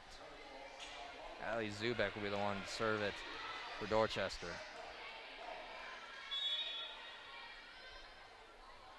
Zubek with 2 aces, just gets caught up in the net on the serve. We a service error for Dorchester, 24-18. Dorchester still with 7 match points. Jalen Stanley will be the one that serves, and that'll do it. 25-18 the second set, 25-10 in the first. That'll do it. 2-0 sweep. Dorchester over Osceola. Dorchester now plays Meridian, one of the top teams in the state, later on this afternoon at 4 o'clock on Strive. Osceola next up plays on Monday versus loser High Plains in Nebraska Lutheran. We're going to pause for about a minute or two. When we come back, we'll recap this one. You're listening to CRC on Cool Radio and Strive.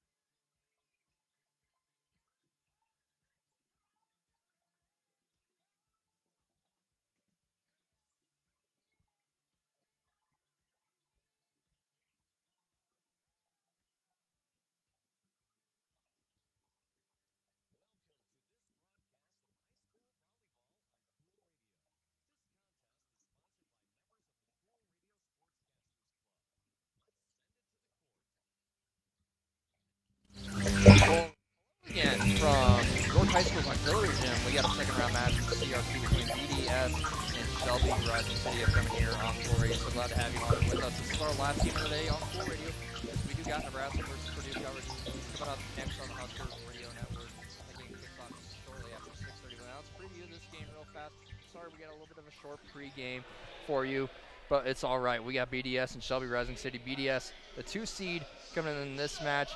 They are coming in this game at 21-4 on the season. We'll mention the stat that I found for you later on the season. Shelby Rising City, 18-8 after their first round win over Hampton earlier today. It was a sweep, 25-22, 25-16. Now Noah Boyd doing the color commentary and board hopping this afternoon here from the York High School Auxiliary Gym.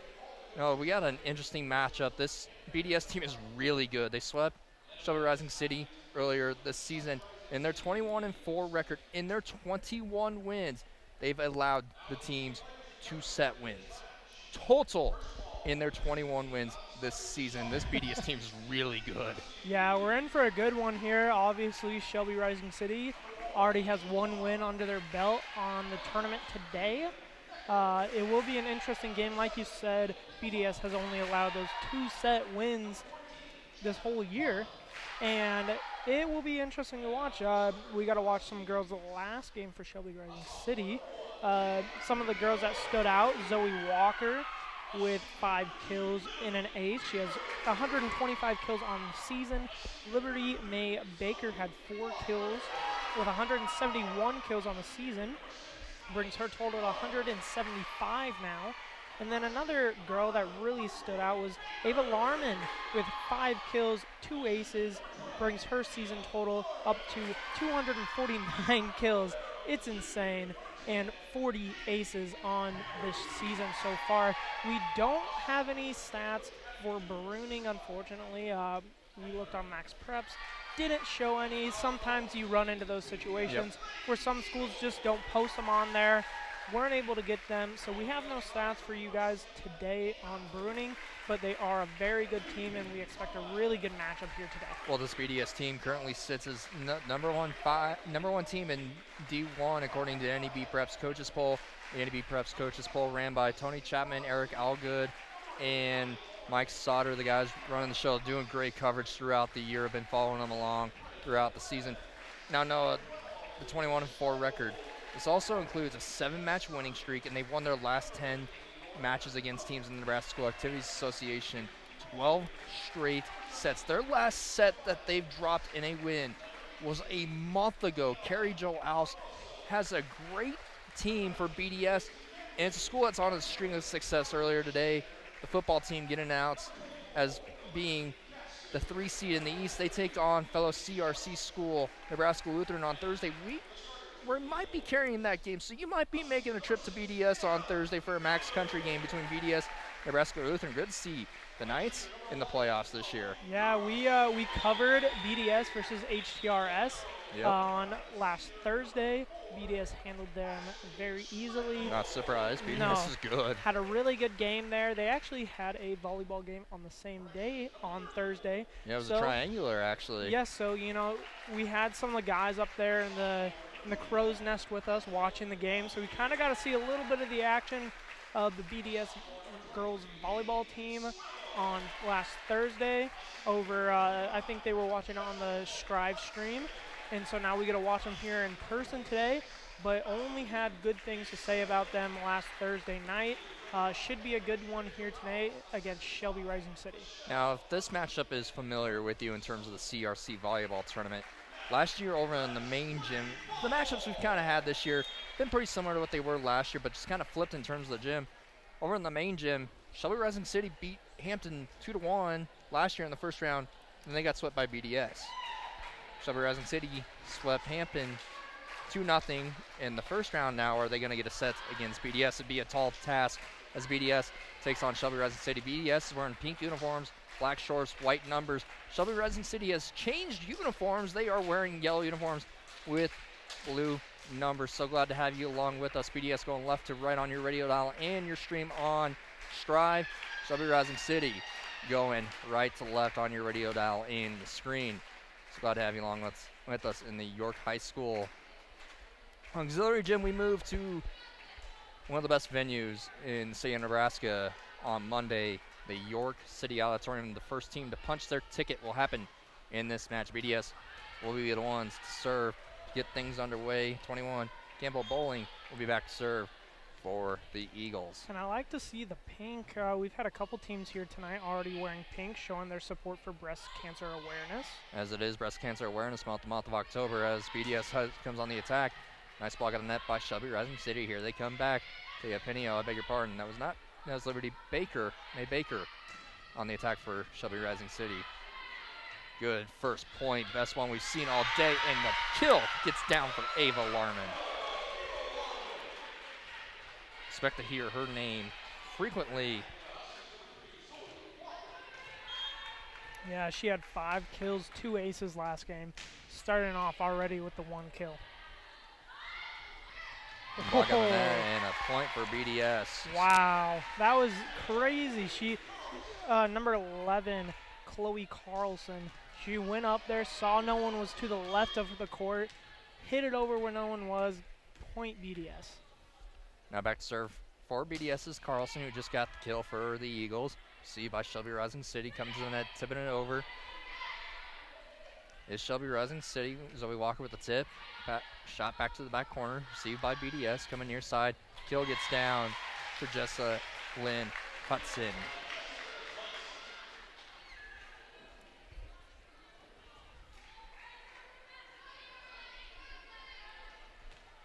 Two to 1 BDS on top early in this second round of the CRC. The final game on Cool Radio this afternoon.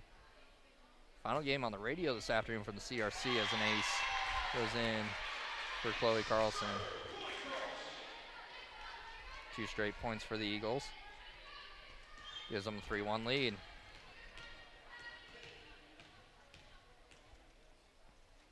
Carlson, the righty, pretty tall in the back line. The Eagles able to get that one angled down toward the middle, coming up and getting the kill down. Guess who? Ava Larman. Her second of the match, 2 points for Shelby Rising City. They're down by 1. Yeah, and it's kind of nice. We have the stats from their last game, so here after the first set, we can kind of give you a little total of what how their totals are on the day. I bet we talk about Larman and Taya Penio as Larman's kill attempt goes long. 4-2 BDS in the lead. Zoe Walker coming off substitution for Shelby Rising City. Now back to serve for BDS. It's 23, Haley Sliva. Shelby Rising City all out source. Ava Larman forced to send the overpass and come out to the net and getting blocked to the net. Wow, that was a battle between Jessa Lynn Hudson and Ava Larman, and Larman wins that one. Yeah, that was a crazy block. You saw the BDS girl come up, and she's hitting it with all of her power there, and just to get blocked there by Larman. Larman served tip top of the net. Good receive by BDS. Overpass now. Here comes Alex Larman. Tries to get that one down, and she does. This match feels like it's going to be tight early on. Now, past couple matches we've had today, we're tight from time to time, but this one has a feel to it already that these are 2 pretty good teams going at each other. As Hudson misses, gets it in. That looked wide. We're in the upper left corner of the bleachers. That looked wide, but Hudson gets the kill. Yeah, this is definitely a game that could go all the way to 3 sets. I wouldn't be surprised if it does, or if it's a close battle between going 2 sets. As it's tied 5-5 after Hudson misses long serve. Hudson will go sit down on the bench. Haley Hoynes comes back, comes in, has over to serve now for Shelby Rising City. Zoe Walker received by BDS by the libero. Getting blocked at the net was Bowling. Pass over comes and gets blocked by Shelby Rising City. Loose ball near the net. Trying to get it over was Baker. Shot long by Mallory Dickinson. And an incredible point goes the way of Shelby Rising City. That was a great rally by both squads there. Just everybody's laying out for it. Shelby Rising City making a lot of good blocks at the front of the net. You know, it's a great point when a guy who trained on basketball and hockey loses his breath and has to stop as an ace serve for Shelby Rising City gets down. That is Liberty May Baker with the ace. 7-5, Shelby Rising City in the lead. A full house here in the auxiliary gym. BDS playing their only match of the day. Down 2. Serve received by the libero. Pass goes back and blocked at the net. Tipped over by Bowling. Shelby Rising City forces to send a free ball. Here comes BDS. Walker with the dig. Free ball now set up for Shelby Rising City. We'll see what they can do. Alex Larman comes up with a kill attempt. Tip back over. Larman sends it again. BDS with the opportunity. And another great point goes the way of Shelby Rising City. This has just been a good game so far. Back and forth. A lot of good rallies here early in the game. Baker back to serve. Sends that one wide right. That's what can happen, though. You don't see a great point after a couple of great points. You don't see it get ended on the run get ended on a good point. It's been errors like that, and that's what sets teams behind. Is back to serve for BDS is their libero. No name listed on her number 34, and BDS gets the point. Yeah, and that's one thing that we noticed for Shelby Rising City when we watched them play earlier today. They happened to have those service errors from time to time that really kept Hampton in it last time they played. And BDS with the point. Yeah. Ties it up at 8.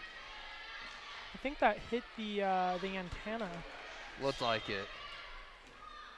They're back to serve for BDS, number 34. I apologize. We do not have a name for number 34 for BDS, and she gets the ace in. Yeah, on all of our rosters that we were given, number 34 is not listed.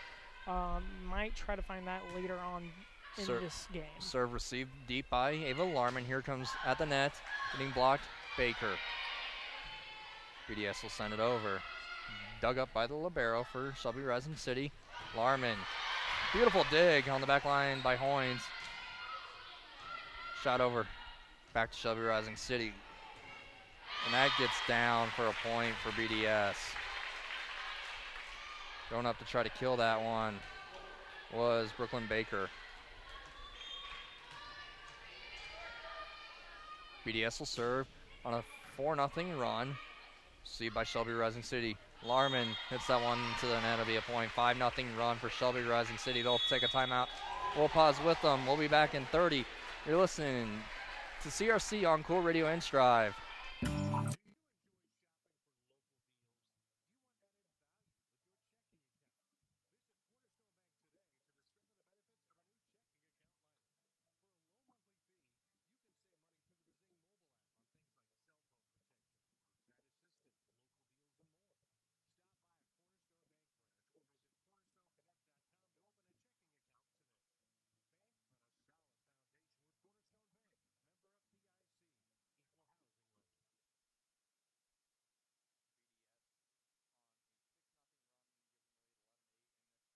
Run through the sponsors of the 2022 CRC. Heather Ramsey with ARC Group of Bruning, Farmers and Merchants Bank, Stutzman Interiors, Scandinavian Mutual Insurance, Carrie's Restaurant, Chickley Grain, and Stetner Inc. So glad to have you along with us to help us bring you the 2022 CRC Volleyball Tournament here on Cool Radio and Strive. BDS go back to serve with number 34. She sends the right-handed serve deep. Received by Ava Larman. She, after the pass, sends it over for a free ball. Here comes BDS coming up to the net and getting the kill down. Is number 11, Chloe Carlson. Her second of the game, and she is just, wow, she hits that ball so hard. Ashley Schlegel, number 34 for BDS, be the one who serves it. She gets an ace. Ashley Schlegel, just got the name. Thank you for the BDS, to the BDS fans in attendance, and the producer for the Strive broadcast this afternoon for giving us the name of Ashley Schlegel. I apologize for not having that for you. BDS up 5. Schlegel with a serve, and she gets another ace. Back Three to back. aces, and all three have came in this run. A 9-point run for BDS. Now they're in control of this one. Schlegel sends the right-handed serve. She's finding the middle part with some steam on it. Shelby Rising City forced to send the overpass. Going up to the net, trying to get the kill down is Kinsey Bowling. Ball hit the Raptors. Free ball now for BDS. Bowling sets it up. Coming and getting the kill down is Carlson. Now we're seeing why BDS is 21-4 and have allowed 2 set wins in their 21 wins this season. This is a really good BDS team. Getting Schlegel back in the serve in the rotation has been a benefit as serve is received. Free ball now for BDS. Here they come on attack. Kill for Campbell Bowling.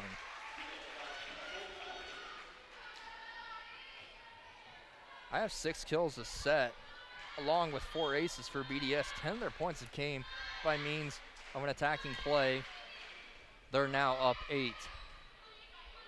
Larman comes from the back row. Ooh.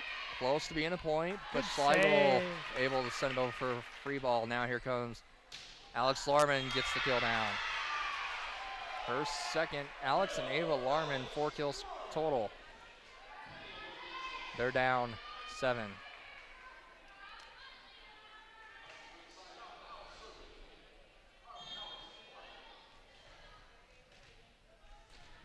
Now Alex Larman going to go back to serve for the Huskies. Right-handed serve is going out, but it was deflected by Carlson of BDS. An ace serve for her. Her first one of the game, first one of the day. And it should have been a service error. That was going well right. It's cross-court serve. It's going right, just not able to get out. The way in time was Carlson.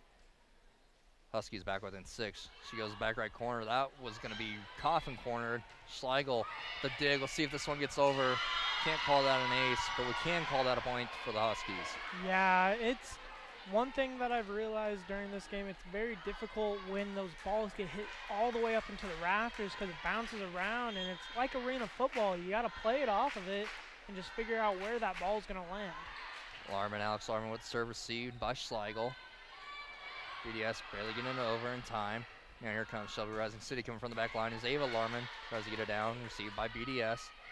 Tipping it over was Bowling. Nice job there by Shelby Rising City. That was a good play by Brooklyn Baker, getting it over with a shove on the pass. It was more of a set type pass, getting it over. Now they're on a 4-point run. 6-point run, I beg your pardon.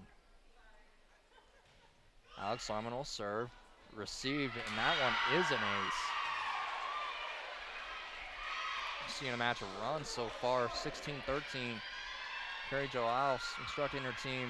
She wants that's getting them out of rotation. She had a couple players switch, and the run ends on a service error.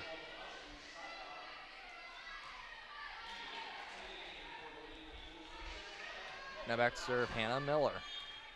This match has been filled with runs. These two teams are very close so far. Miller with the serve, received back corner by Alex Larman, who was just in service, and it is a block of the net. BDS with the point, 18-13. Yeah, that block was by number 21, Campbell Bowling. Good block there up at the front of the net. Now Hannah Miller will be back to serve. The lefty received by Alex Larman. Taya Penio sets it up. Ava Larman from the back row. We're seeing a lot of her from the back row. Trying to get it down, but received by BDS now. Shelby Rising City tries to get over Penio with the pass over. And a point for the Huskies. They're going to call that a 2-hit violation there by BDS. 18-14 is the score. BDS in the lead.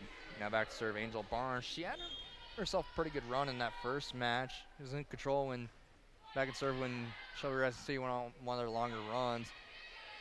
BDS off the receive, forced to give Shelby Rising City the free ball. It looked like that might have been tipped. It was not. There's a point.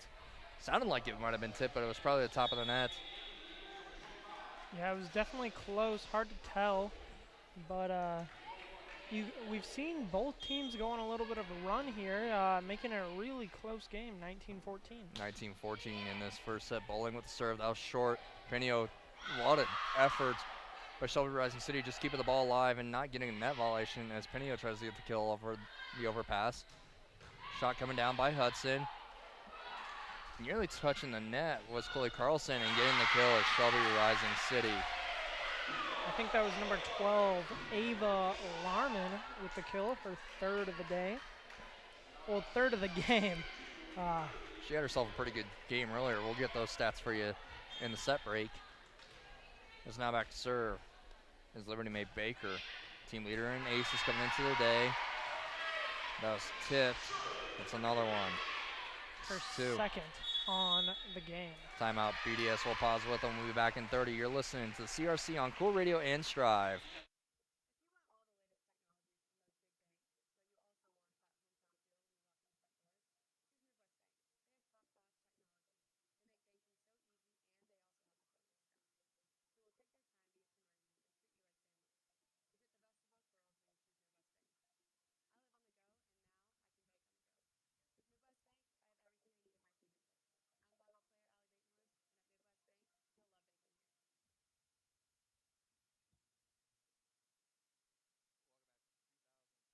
CRC would like to thank our sponsors, Bamsberger Welding, Jensen Lumber Company, Nutrient Ag Solutions, Cradle Enterprises, Advanced Services in York, Novell Construction, Edgewater Insurance in Osceola, and Jeffrey Memorial County Health Center and Oliva Insurance for coming on board to present the 2022 CRC 1916. BDS in the lead in the first set. We're playing best 2 out of 3 here in the York High School Auxiliary Gym. Is back to serve is Liberty Baker.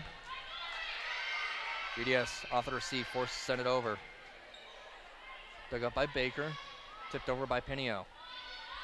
Net. That was set up for an easy kill by Chloe Carlson.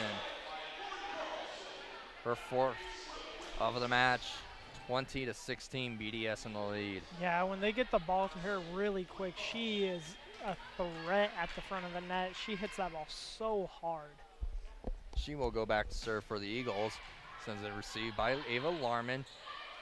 Fight at the net. As Larman goes up, gets blocked.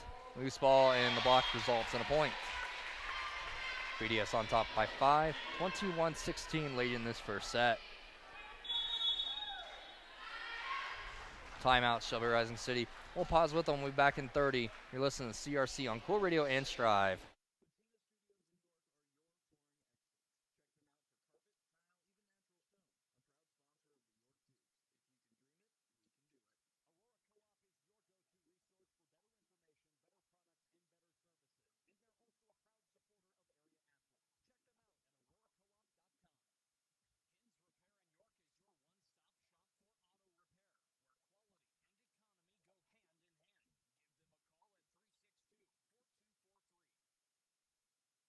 Up 21-16 late in the first set of the second round of the 2022 CRC Volleyball Tournament.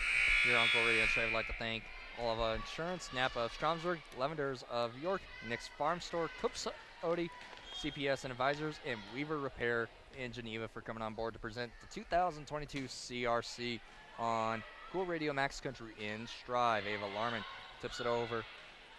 BDS now has a chance.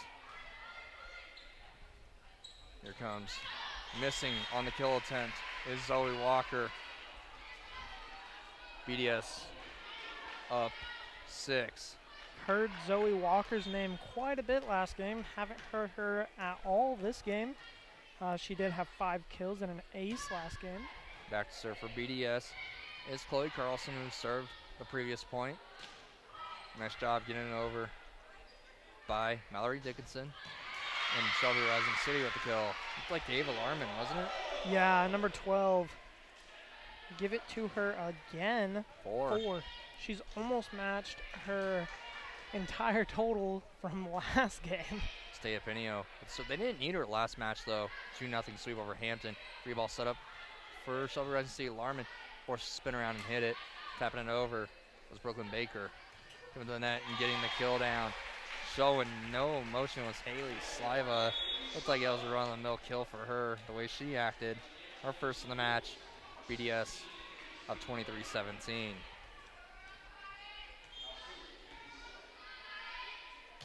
Carlson will, Haley Sliva, I beg your pardon, will serve. Alex Larman, kill attempt. Ashley Schlegel passes over. Way out of control. Not able to get that one is Jesselyn Hudson. Shelby Rising City with the point. Now Ava Larman will serve from the back row. Yeah, and Ava Larman, just in the whole season, she has 38, now 40 from last game for aces as she puts that one into the net. Really bad timing, Noah. Yeah, I know. Really bad timing as BDS now has a set point. Jesselyn Hudson will go back to serve for the Eagles. Received by Larman, who's in the back left. Or send it over is Zoe Walker. Schlegel digs it up. Set up, coming middle. That might have been tipped. Shelby Rising City, though, able to have an opportunity, and Ava Larman punts that one long. 25-18 the first set. BDS takes the first set over Shelby Rising City. We're going to pause for about a minute or two. When we come back, we'll get the second set underway. You're listening and watching the CRC on Cool Radio and Strive.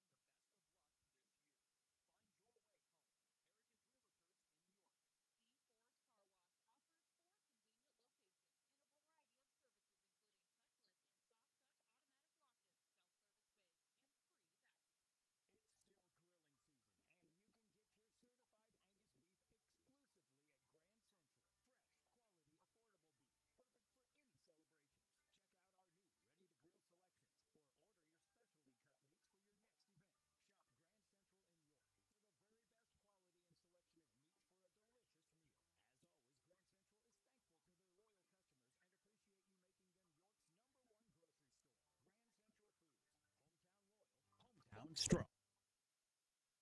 BDS taking the first set 25-18 over Shelby Rising City. So glad to have you along with us. 3:33 local time in York. Temperature hovering around the 70-degree mark in southeastern Nebraska. I have my watch marked at Lincoln Airport, so it's 73 degrees right there. So I'd assume it's about 70 degrees. A perfect Chamber of Commerce type day out there. You're just tuning in from Cordia game. I know it's still going on over on Max Country 104.9. I think they'll take over the coverage on Monday and Tuesday for the CRC. Usually the CRC is featured on 104.9 Max Country, our sister station. As Ashley Seigel will be back deep for BDS. Will be substitution for the libero. Liberty Mae Baker looks like she'll serve for Shelby Rising City to get things underway in the second set. Shelby Rising City going right to left on your radio dial. BDS wearing their pink uniforms in honor of Breast Cancer Awareness Month. Going left to right on your radio dial and your screen. Baker, Liberty Mae Baker will be back to serve, received by BDS. Being blocked in the net. Wow, that was a really good block. Here comes Ava Larman. She tips it over. Here comes BDS on the attack. Jesselyn Hudson gets blocked at the net. Really good point to get the second set underway. We saw a few of these early as Zoe Walker sends it over for Shelby Rising City. Jesselyn Hudson comes off the slide and gets the kill. Wow. She made some great plays out there, laying out number 25, Jesselyn Hudson. able to actually, she was on the ground for a little bit during while Shelby Rising City had the ball, able to get back up and make the kill. Now back to serve Ashley Sligo. She was responsible for service of a massive run for BDS that set them apart in the first set. It was received by Shelby Rising City, and the Huskies got a gift. Hudson put it into the net. It'd be a point for the Huskies, and that more importantly takes Sligo out of rotation and service. Huskies tied it up at 1-1. The winner of this takes on the winner of Meridian and Dorchester on Monday. Coming up to the net, getting the kill down was number 26. That was Mallory Dickinson. That's her first kill on the day. But man, do these BDS girls hit this ball hard. Back to serve for BDS was Haley Sliva. Sending it over as Walker. She's trying to find the corner. That was a beautiful play. Zoe Walker, her first kill of the match, ties it up at 2 apiece. Shelby Rising City right now is BDS where they want to. It's going to be a while before Ashley Sligo gets back to serve, and that's where BDS dominated in the first set. Sligo received the serve. Coming up and getting the kill, though, is Jesselyn Hudson. Her 4th kill. And man, as she gets rotated out, but that front line for BDS is so tall. It is. Really good athletes across the board for BDS. You see it in football as well. Both boys and girls doing really well this year for the Eagles. Up at the front, swinging at it. That was number 26, Dixon. Incredible job by the Huskies to get the free ball set up for BDS, and it goes on net. It was tipped. It's BDS's point, and net violation called on Shelby Rising City. A really good return by Shelby Rising City.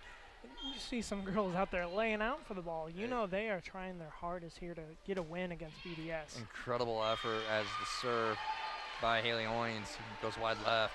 4-3 BDS in the lead. CRC means so much to a lot of people. This is one of the top high school tournaments in the state of Nebraska. I grew up out in the Panhandle, Noah, and I knew about this as the serve goes long. Back-to-back service errors gives BDS. Yeah, you get to see some small-town schools play. Some of these teams which are just really, really good. I mean, BDS's tradition is incredible. Again, to witness that, and some of the other schools watching Shelby Rising City grow as they have. Getting blocked at the net was Liberty May Baker, a couple players. One of them in the celebration, Chloe Carlson. That was a great block. Yeah, and I like what we talked about earlier. This BDS squad of girls are just so tall. They really are. Yeah, 21-4 on the season coming into this match. 21-3 against teams from the state of Nebraska. As shot attempt goes long, BDS is up by 4, 7-3. And just some of those hits like that where they go too long or they go outside a little bit for Shelby Rising City, they need to just fix that because those are the points that are really going to affect them later on. You think it might be trying to are going up against this powerhouse BDS team as Ava Larman sends a shot in. Received by BDS. Here they come on the attack. At the net was Campbell Bowling. Now Shelby Rising City sends one into the net. It is 8-3. I mean, it's BDS Eagle team. They're second in the CRC. I think Cross County is number 1 ranked coming in this. Shelby Rising City sharing the same district as Cross County. They got their work cut out for them going forward. As at the net, sending it barely in. That was called a tip. BDS now up 6. Timeout. Shelby Rising City. We'll pause with them. We'll be back in 30. You're listening and watching the CRC on Cool Radio and Strive.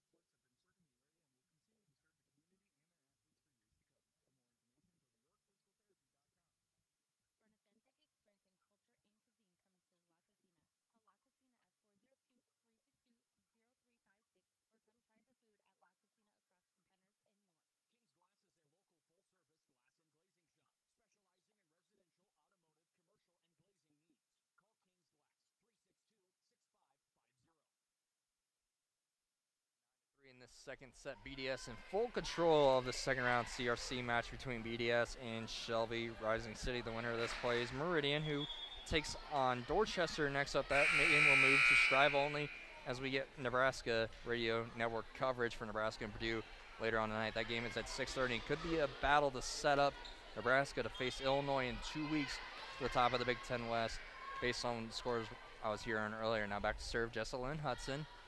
Right-handed serve is received by the libero for Shelby Rising City. Free ball upcoming for BDS. Alex Larman sending it over for Shelby Rising City and getting the kill to go down. It's Chloe Carlson.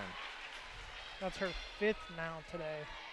And Jessalyn Hudson, Chloe Carlson, they got weapons. BDS does. Now back to serve, Mallory Dixon. Serve short middle. Nice received by Alex Larman. Here comes BDS on the attack. Send over, pass. Liberty Baker gets blocked, tipped at the net. BDS now on attack. Swinging short into the net. Was tipped by Shelby Rising City. Lack of communication results in a BDS point, 11-3. yeah, and those are some things that we talked about for the Huskies. They just can't afford to do against such a good team like BDS. Back to serve now, Dixon. Serves, jump serve from the middle, received. That was a heavy serve, received by the back row of Shelby Rising City. Now here comes BDS. Swinging, getting blocked at the net.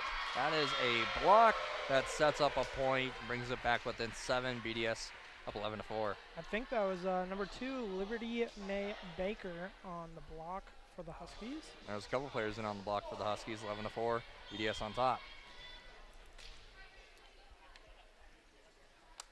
Alex Larman will serve. Receive back left, back right, I beg your pardon. Coming near side, Carlson gets blocked by the net. 11-5. BDS still in full control. I think she would have gotten that kill down if she didn't get blocked by the net. She's just trying to get it down too quick. Gives Shelby Rising City some life as Alex Larman serves it middle. Schlegel had a piece of that on the receive. Nice tip over. Now Ava Larman forced to send it over. Schlegel received it. Set up, block at the net. That is a point. Is that Baker again? I think so. Liberty May Baker and Brooklyn Baker both in on the block for Shelby Rising City. They bring it back within 5. 3 straight points for the Huskies. And these small runs for the Huskies are really working out for them here. Well, it keeps Ashley Schlegel out of rotation for serve, which is a great thing and what you want if you're Shelby Rising City. There's a free ball set up for BDS. Pass goes a little bit long, but coming to the near side, getting tipped at the net. That was Campbell Bowling. Getting blocked and going down. That's a rough block. Going up and getting held back was Brooklyn Baker. Yeah, that was 12-6. number 11, Chloe Carlson on the block there. One of their tallest girls on the squad. Sending over the service BDS. That was number 6, Hannah Miller. Ava Larman, that might have gone long. She hit that kind of connection of the wrist and the hand. Got lucky on that one. Free ball set up now for Shelby Rising City. Larman, oh, that was Liberty May Baker gets blocked at the net. Gets it down, though, for the point. No, they're saying that's BDS. I thought Dan went toward Shelby Rising City, but it's 13-6. So the block counted as a point. Miller will continue to serve. Receive back. This is going to be a free ball for BDS. Nice job by Taya Penio getting it over. Schlegel with a dig. Tipping it over was Sliva. Fight at the net. Still fighting at the net. Ball still on Shelby Rising City's side. 4 touches gives BDS the point. It's kind of when you're calling that, when it gets out of control like that for a second, you just got to let it happen. Let the viewers on Strive see what's going on. Try to call it on the radio as much as you can. I was getting it over was Liberty May Baker. Getting blocked in the net. That was an incredible block. Chloe Campbell Bowling gets blocked by the right side of the Shelby Rising City defense. Looked like that was number 3, Zoe Walker a big part of that block there for the Huskies. 14-7, BDS in the lead. Service received by Schlegel. Pass over. Schlegel trying to kill from the back row. Dug up by Shelby Rising City and Ava Larman, who we haven't talked about in a minute.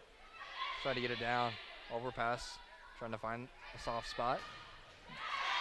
Was Shelby Rising City before getting the kill down. Campbell Bowling. Her second. 15-7, BDS in the lead. Bowling will go back to serve.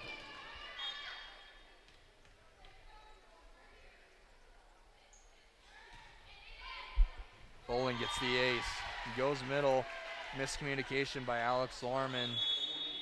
Results in a point for Shelby Rising City. They're going to burn their final timeout. We'll pause with them. BDS up 9.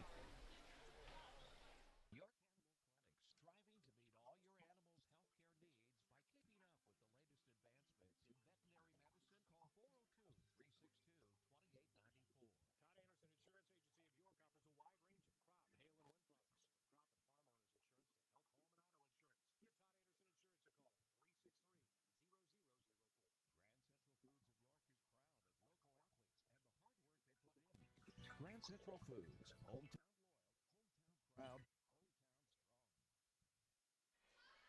BDS in firm control, 16-7 in the second set. They won the first one, 25-18 over Shelby Rising City. BDS, if they win, will take on the winner of Meridian and Dorchester in the game following this one. We'll jump over to Strive. Noah Boyd will be on the call for that one. Goes back to serve. Goes Campbell Bowling. 3 straight points for her. Ashley Schlegel hasn't been in serve for all but 1 point. Served 1 point. It was a quick one for Shelby Rising City. As Liberty May Baker tips it over. Coming near side, Jesselyn Hudson gets blocked at the net. Now swinging at it. That gets down. Nice kill by Haley Sliva. Her first of the match. 10-point lead BDS.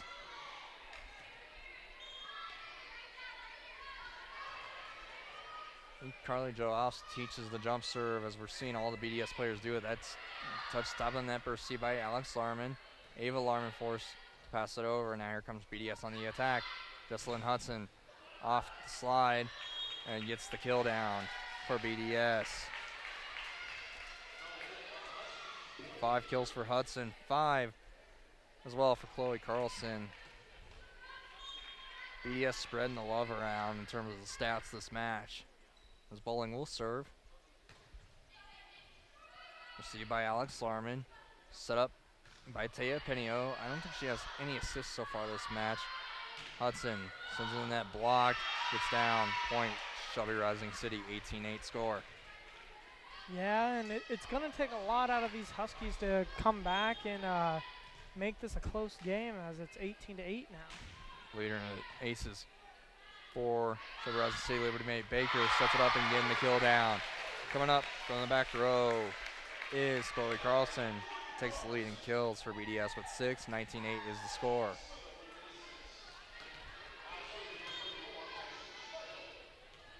Ashley Schlegel gets back into rotation for serve. She sends it. That's a flat one with some steam on it. Ava Larman with an opportunity to get a kill. She doesn't have many of this game. BDS forces in the overpass. Pass comes over to Walker and she gets blocked from net. Be a point for BDS. 20-8 is the score. Yeah, and this is the girl who you do not want to be serving if you are the Huskies, and Ashley Schlegel. I think if you're Shelby Rising City, you want more of an attack out of Larman off the last service attempt. An underhanded pass, double tip actually, by Taya Penio results in the point, 21-8. BDS starting to smell. The York City Auditorium, yeah, that place smells pretty good too.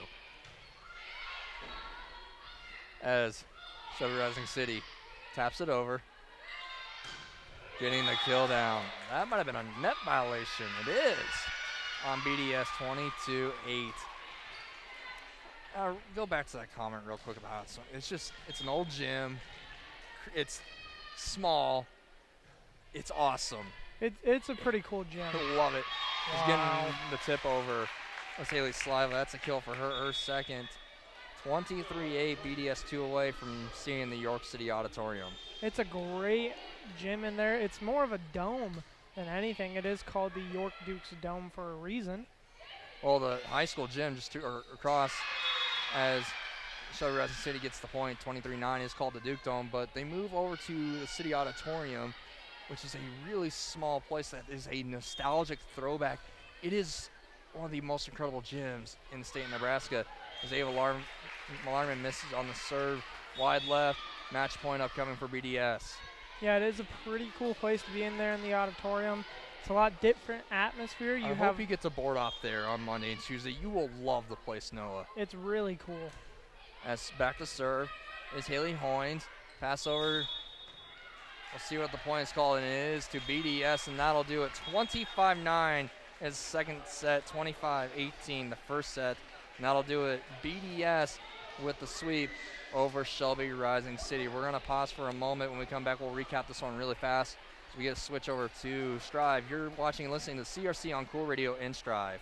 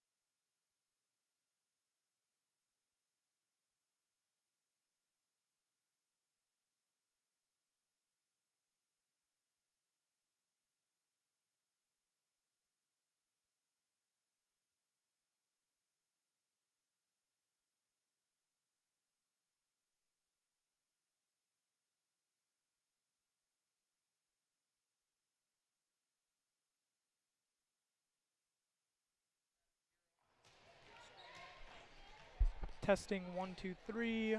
Testing 1 2 3. Sounds good. All right, sweet. Thank you. This one's hear myself. Okay, thank you. All right, welcome to the York Auxiliary Gym here in York, Nebraska. Today we have a matchup between the 2023 teams, Meridian High School, the Mustangs, versus the Dorchester Longhorns. Today we already saw the Longhorns play as they were able to get a win. The Longhorns here today are 13 and 10. After last game they played in, they moved to 14 and 10. Watch them play earlier today. We'll be seeing the Mustangs play their first game of the day. They are coached by head coach Mary Schrofer, and the Dorchester Longhorns are coached by, there we go. They are coached by Claire White and assistant head coach Remy Polk. Should be a good game. We have a couple sponsors here that we need to recognize here in this game. Audible Insurance, getting the kids to practice on time. Remembering if it's your day to bring snacks, making it to the game with a clean jersey. Why are simple things sometimes so complicated? Thankfully, with Auto Owners Insurance, it doesn't have to be one of them. Auto Owners works with independent agents who answer when you call, so you can worry about more important things like whether your kid is going to run for first or third base. That's simple human sense. This is Allen Audible Insurance at 4th and Grant in Yorktown Center. Insurance is our only business. Walters Ag LLC. Turn to a better nitrogen. Turn to Pivot Bio Proven 40. To learn more, contact your local sales representative, Walters AG LLC in Shickley at 402-759-1831. Again, turn to a better nitrogen. Plant more predictably with Pivot Bio Proven 40. Learn more by contacting your local sales representative, Walters Ag in Shickley, 402-759-1831. And Cornerstone Bank. At Cornerstone Bank, our team is committed to providing you with game-changing solutions for your financial needs. With 46 convenient locations throughout Nebraska, Cornerstone is dedicated to providing the service you deserve. Cornerstone Bank, member FDIC, equal housing lender. And Fagan Irrigation. For all your irrigation needs, contact the folks at Fagan Irrigation for the fastest, reliable service. Contact Corbin at Fagan Irrigation today to see what they can do for you. Ag West Land Agent Craig Yurkowski. This is Craig Yurkowski with Ag West Land Brokers. I'm excited to be part of the Ag West Land Brokers team with over 25 years being in production agriculture. Let me put my experience to work for you. Central Valley Ag. CVA's advanced cropping systems combines the latest in ag technology with unmatched recommendations and agronomic expertise to help our farmers be the most efficient and profitable with every acre. Learn more at cvacoop.com. And Palace Seed, Tim and Cal Palace, Bill Hoffman and Nate Hoffman, your independent pioneer sales representatives, are proud to sponsor the CRC tournament. Call Tim, Cal, Bill, or Nate to talk about the industry's best lineup for both corn and soybeans for your farming operations. And with that, we are going to get started here today with the game. We will be having the Dorchester Longhorns going from left to right as you see it, and you will be having Meridian Mustangs going from right to left as you see it. Meridian Mustangs are in their black uniforms with red numbers, and the libero wearing white with red numbers. And for the Longhorns, they will be in their all black with orange numbers, and orange for the libero with black numbers. As there, the Lady Longhorns get a point off the service error. Excuse me, not the service error. The putting the ball over the net. They were not able to put it inbounds.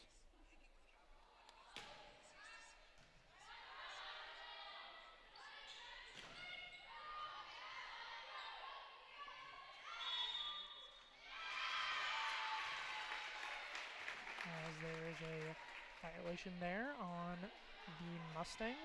That will bring a 2-0 lead for the Longhorns as number 2, Gabrielle Theses, is serving, and she serves that one into the net.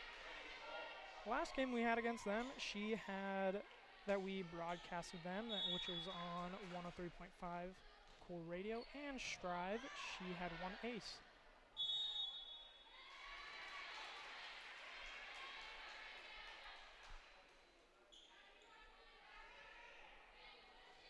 Is 2-2 now, with Meridian serving it, as that goes a little too far out there and gives the point right back to the Longhorns.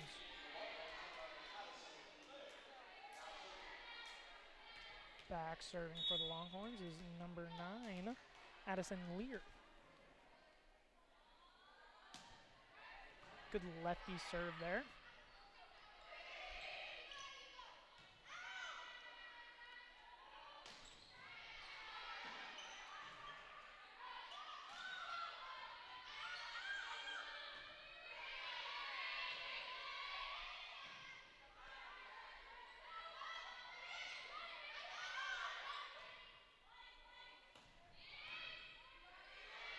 The ball goes into the rafters there. Nice long rally by both teams.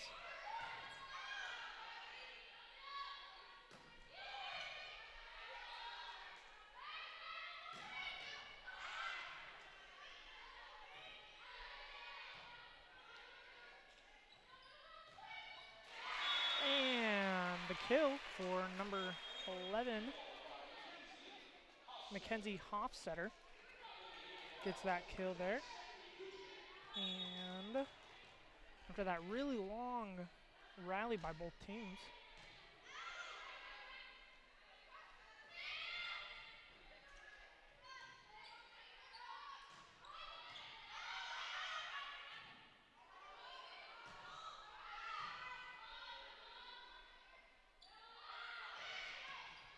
tip over by number 11, Hofstetter. And the kill attempt just goes too far out for Zubek of the Longhorns. Back to serve is number 10, Sabotka. Good tip over there for number 12 for the Longhorns, Amber Cotis. Her first kill of the night. She had 3 in their previous game earlier today. Back to serve is number 3, Bailey Behrens.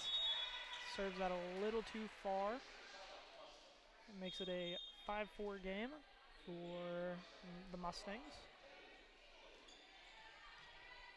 Number 4, Braxton Rutt, serving. Another service error, so kind of trading points here, it looks like, as both teams can't really find the groove yet. But we saw earlier in this game with Dorchester when they played, some service errors, a lot of aces, but none here yet tonight.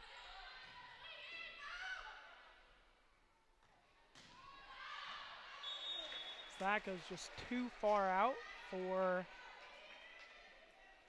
number 15. Excuse me.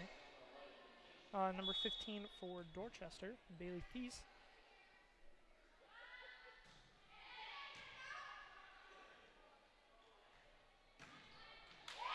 That one, though, finds a hole, comes down for a point.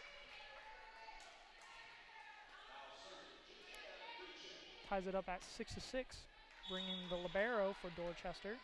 She will serve it.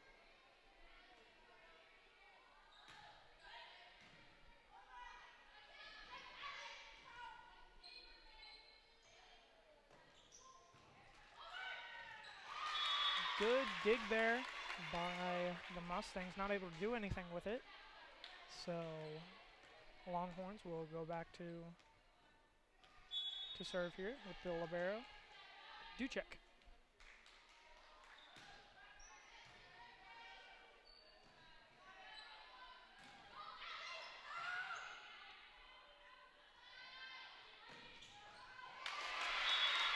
That is a kill for number 15, Bailey Thesis, or Theus.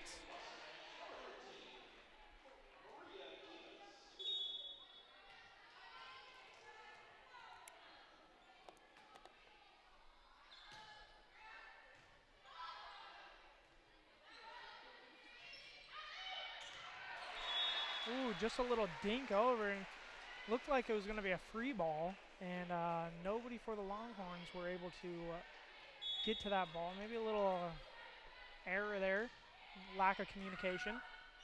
Gets served over by the Mustangs.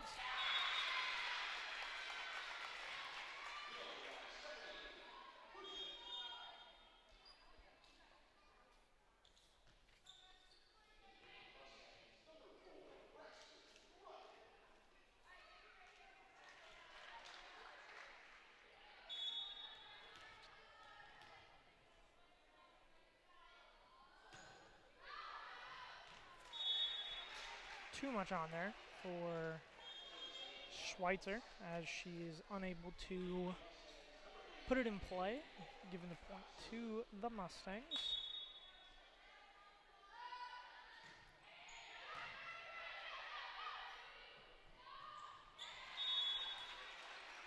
Ball's hit in the net.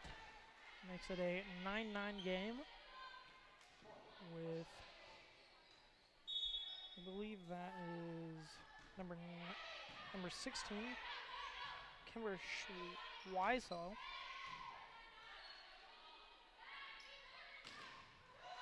A good save there off the block.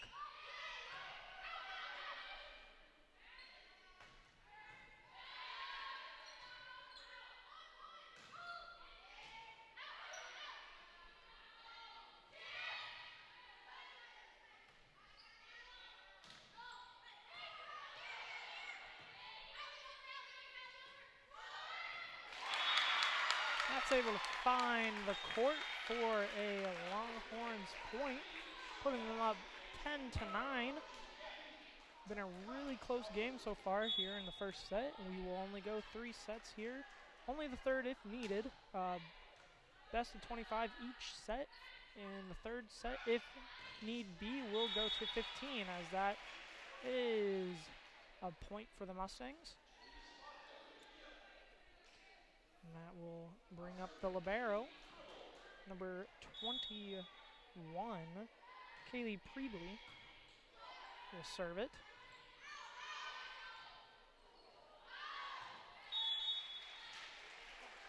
And just hit too far out for the Longhorns. Another point to the Mustangs.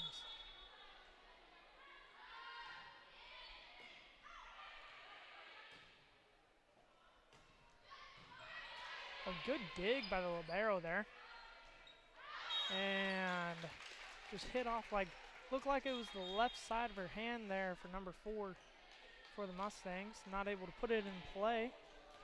You know, keep it in a really close game here, but that's what we kind of expected here. We expected a really close game, and it should be a good one. So service error for the Longhorns. Something that we kind of saw there in their first game. Happened to have a, hit the ball, service errors a couple times, but their first game of the day, Dorchester, as that goes in for number 11, Atlee Zubek with the kill. We saw earlier today that when they played Osceola, they won 25-10 and 25-18 in the second set. Handled that fairly easy in the first set, a little bit closer of a game in the second set. So, in for a good one here, though.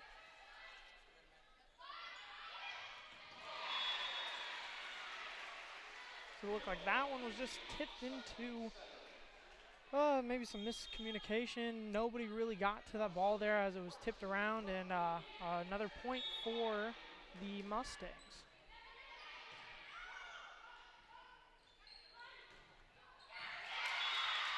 A good setup there for number 12 with getting the kill, being Amber Cotis, her second kill on the night. She had 3 kills in their first game that they played.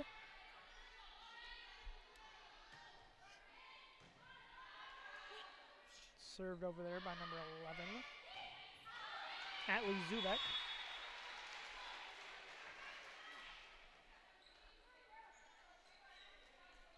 A point to the Mustangs as they continue to go in this back and forth game, being 14-13, really close one. That is an ace for number 4, number 4, Braxton Rutt, her first ace of the night.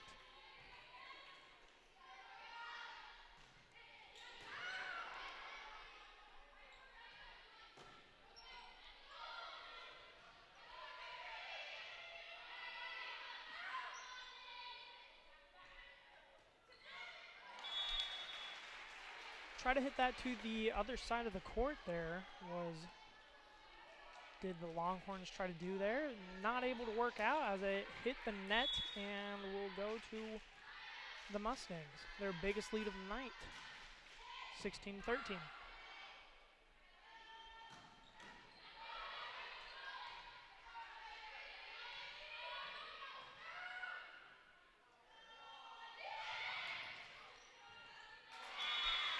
Oh, what a play there. Just a little tip over the net into no man's land as they had to make the Mustangs lay out for that ball. Hits the net and goes point for the Longhorns, making it 16-14.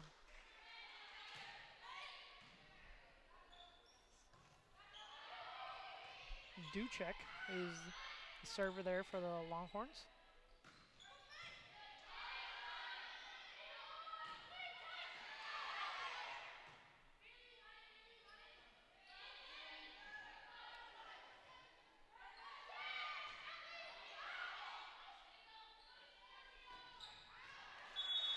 And just hit a little too far wide for the Longhorns as that goes point to the Mustangs, 17-14. And back to serve for the Mustangs is number 9, Addison Lear. Oh, excuse me. Kiera Niederklint.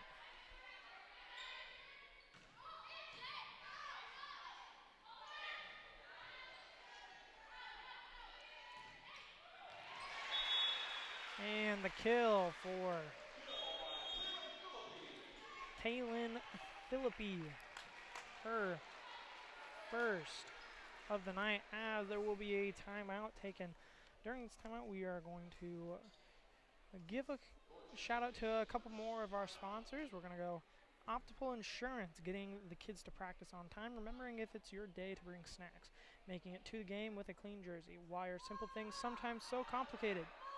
Thankfully, with auto insurance, doesn't have to be one of them. Auto Owners works with independent agents who answer when you call, so you can worry about more important things like whether your kid is going to run for first or third base. That's simple human sense. This is Alan Odepal, Odepal Insurance at 4th and Grant in Yorktown Center. Insurance is our only business. Walters Ags. Turn to a better nitrogen. Turn to Pivot Bio Proven 40. To learn more, contact your local sales representative, Walters Ag LLC in Shickley at 402-759-1831.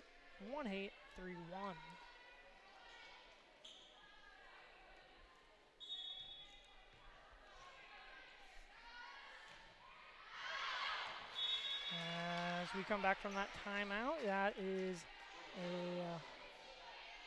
serve is hit too far and gives a point to the Longhorns, making it 18-15. A nice little rainbow serve there by number 4, Haley Schweitzer. Point Mustangs, 19-15. Brings number 8, Bailey Holtmeyer, to serve, the senior.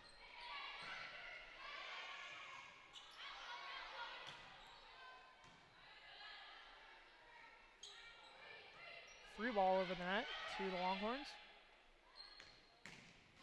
Ooh. Hard hit ball there.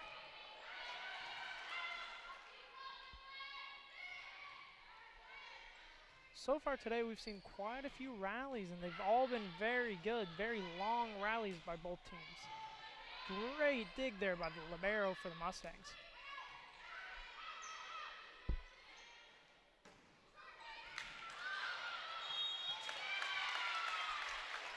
As that one will go onto the other side, but be out of play. 19-16, the Mustangs, but the Longhorns are slowly coming back. They're making it a game. It's a pretty close one here.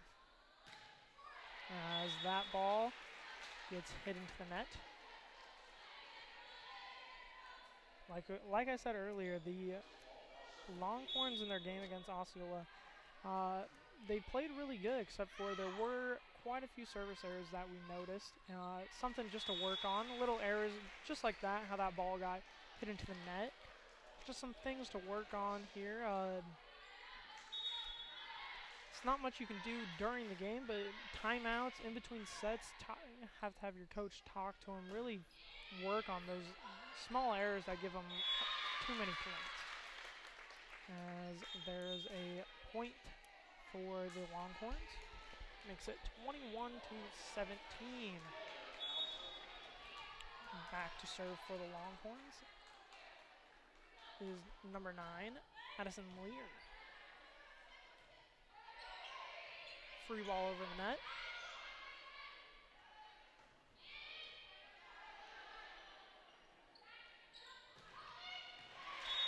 That one looks like it hit the net and just went down into the middle of the court for point Mustangs.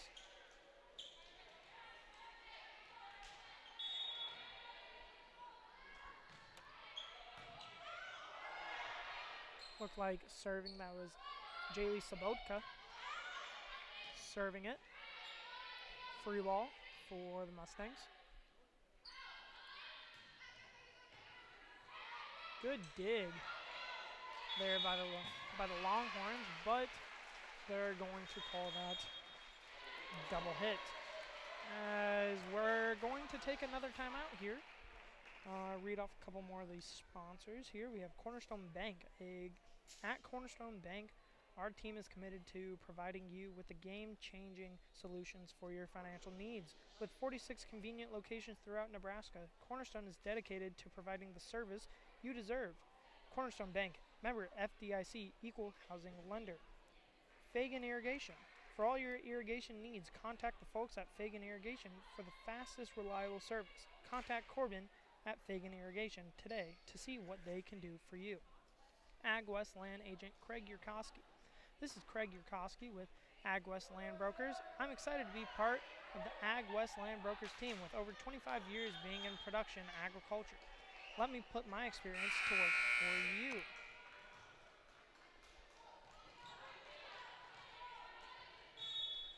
As we come back, it is the Mustangs serving that over.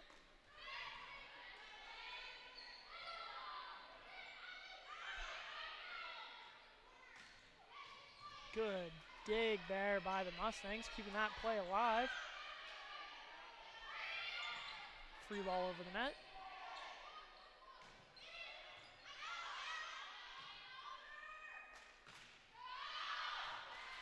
As that is number 11, Atlee Zubek, hitting that too far wide for the kill.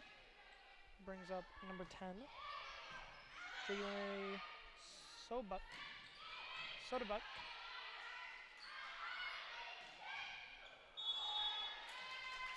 And they're going to call that 4 hits on Meridian. So it is still match point for the Mustangs, 24-18. Brings up number 3, Baylor Barons. Almost had an ace there. And point for the Longhorns, 24-19, as Baylor Barons keeps this Longhorns hope alive in this first set. Good low serve.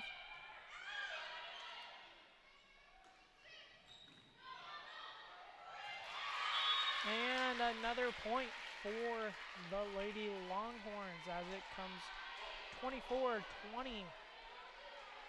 Getting to be a closer game here.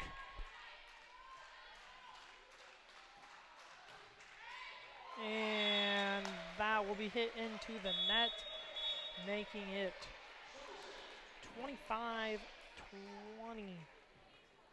Mustangs win the first set here against Dorchester,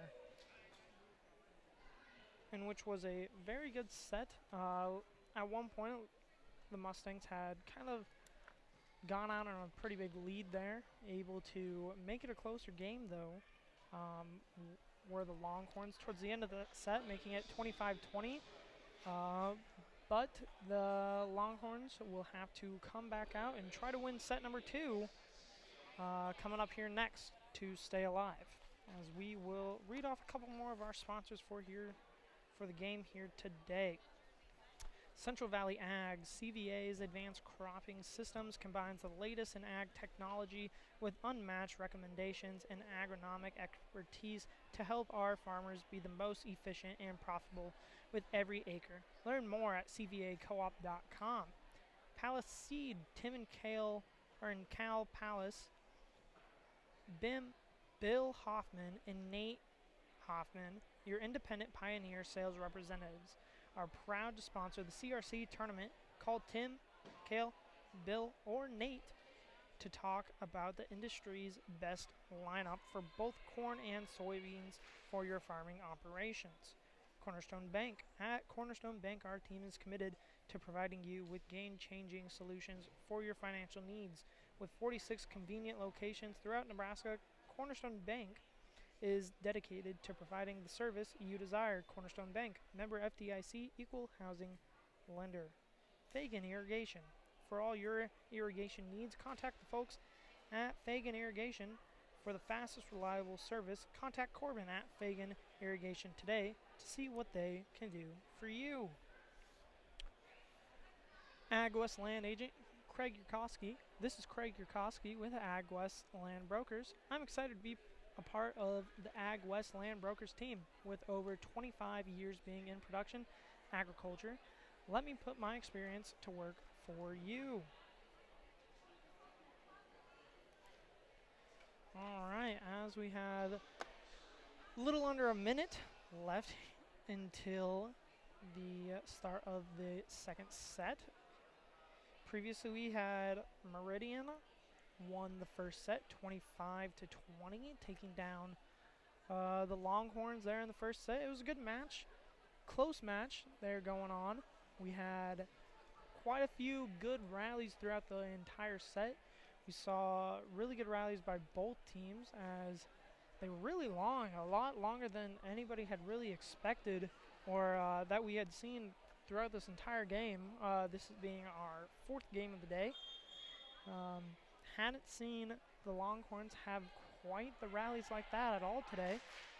It was really good to see both of those teams laying out for the balls, putting the effort out there, and really just showing that they are here to play. Great game going on here today on Strive. Now for the start of this second set, it looks like the Longhorns will start it off serving, and it will be, I believe that is number 2, Gabrielle Feast with the serve, received by the libero for the Mustangs. Blocked at the net there by the Mustangs, and just missed to set that ball back over, giving the first point of the second set to the Mustangs. We will have number 21, the libero, Kaylee Prebley, serving. As I believe that they're going to call that 2-hit violation on the Longhorns. Something that you don't really want to happen if you're the Longhorns is let these Mustangs go on a streak of points, because once they get going, it is hard to stop them.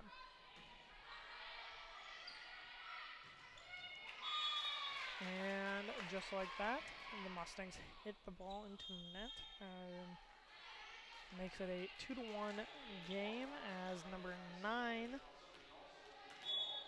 Addison Lear for Dorchester, is back to serve. The lefty. Good low serve, as that is a ace for Addison Lear. She had 2 aces in their game earlier today, making her total on the entire day 3. Pretty good ball player.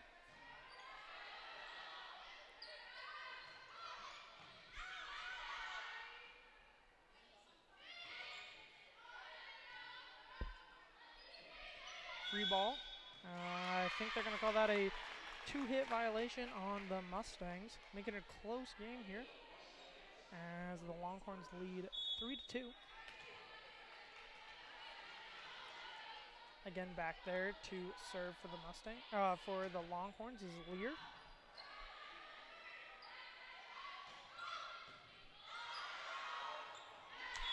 And that ball will find the net for Point Mustangs.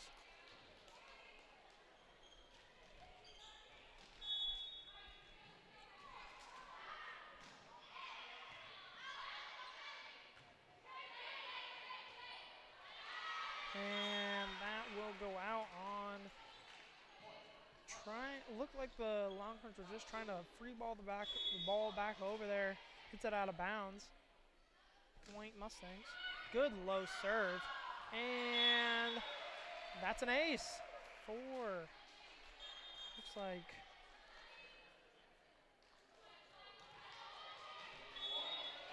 number 10, Jaylee Sabotka.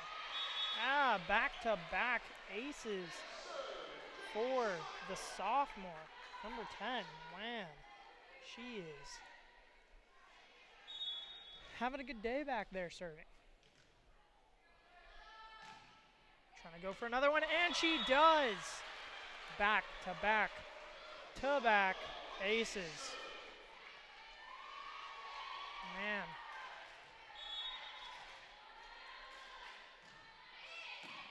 And 4 in a row for the Mustangs. As Sabotka alone has half of their points, all off of aces.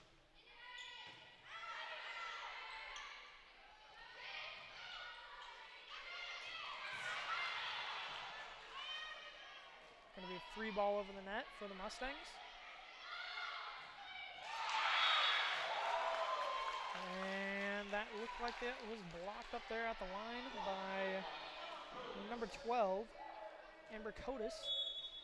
Back to serve is number 3, Baylor Barons. She had 3 aces in their last game. Pretty good server for the Longhorns. The Mustangs lay out there to keep that ball alive. Free ball over the net.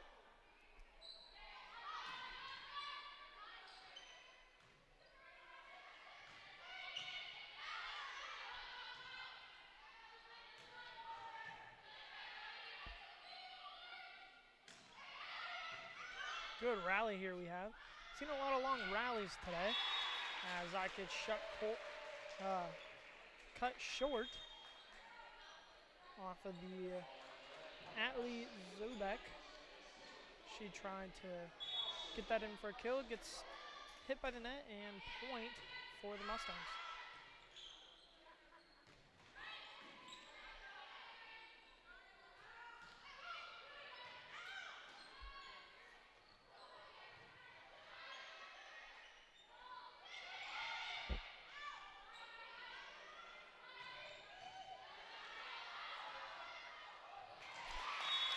Oh, and that one's unfortunate there as that was hit towards the net, and looked like that front line was just trying to keep that ball in play, try to hit it back to her back row, hit it a little too far as no one was able to come into reach of that.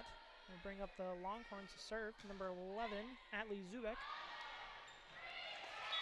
And not going to call that ace, but we are going to call that a point for the Longhorns.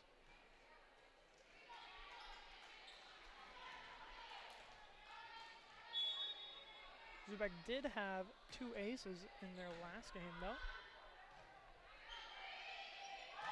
And a little miscommunication as that ball lands between 3 Mustangs, kind of all looking at each other, not really understanding who should have won and got that. Just lack of communication there.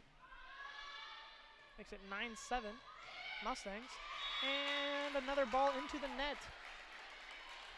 These Longhorns are going on a little bit of a run here as it makes it 9-8. Keeping it a close game as the last game was pretty close as well too, 25-20. We got a close game here today.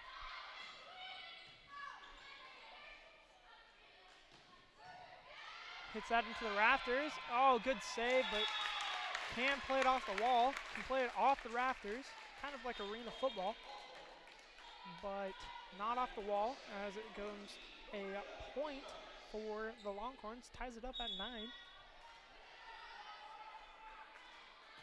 Zubek's still serving. Free ball over for the Longhorns. Set up to number 12. As that gets down there, it's tipped off. We're going to give that a kill for Amber Cotis.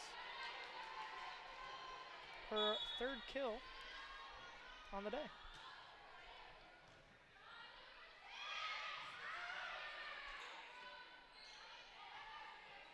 Free ball over the net for the Mustangs. Tipped into the air by the Longhorns. And a kill for Atlee Zubek as that ball was tipped in and just couldn't get a good feel on it for the Mustangs as they will take a timeout here. We are going to list off a couple more of our partners here for this game that make this work. We have Central Valley Ag, CVA's Advanced Cropping Systems combines the latest in ag technology with unmatched recommendations and agronomic expertise to help our farmers be the most efficient and profitable with every acre. Learn more at cvacoop.com. Paula's Seed, Tim and Kale Powers, Bill Hoffman and Nate Hoffman, your independent pioneers sales representatives, are proud to sponsor the CRC tournament. Call Tim, Kale, Bill, or Nate to talk about the industry's best lineup for both corn and soybeans for your farming operations. And that will do it for the timeout there. They have a good match here. 11-9. That ball goes out. Looks like point for the Mustangs.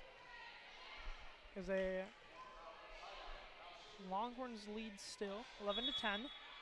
Good game we have here.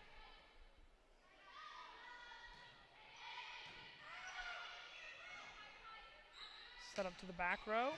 Oh, good dig there in the back row for the Mustangs. Tipped over. Good dig. As that ball is going to be hit too wide. As it looked like it was close there, but just did not catch the corner as the line official calls that out of bounds. Back to serve for the Mustangs is number 11, Mackenzie Hofstetter.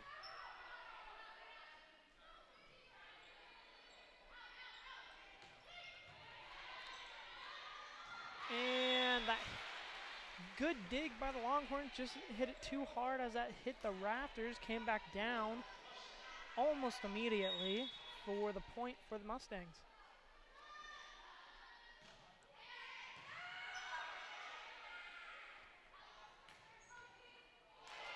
Ooh, and we'll put that down as a kill for number 12 for the Longhorns, Amber Cotis. As didn't hit it too hard, but hit it to the back row, and just the number 13 back there for the Mustangs couldn't make a play. Brings up the libero for the Longhorns to serve. Puts it over the net. And point for the Mustangs as that was tipped out of bounds by the Longhorns.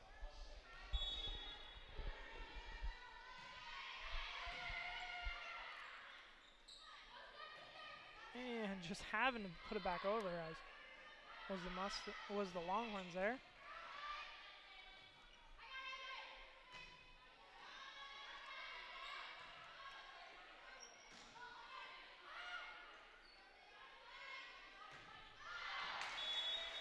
And just a little too much on it as that goes out of bounds.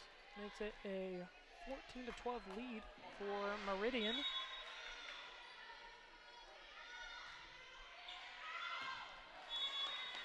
That ball goes out of bounds on the service. Just a little too much oomph on it too much, went out of bounds. Point Longhorns. That's really keeping them in the game, is all these, these errors every once in a while that the Mustangs make.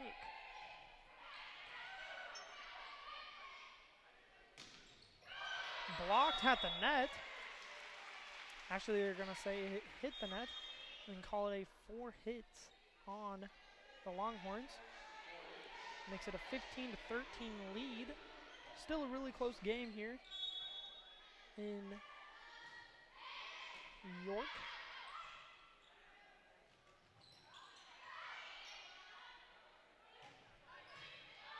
Digged out by the libero.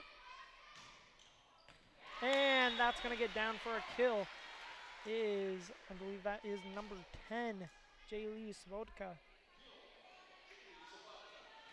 on the kill there.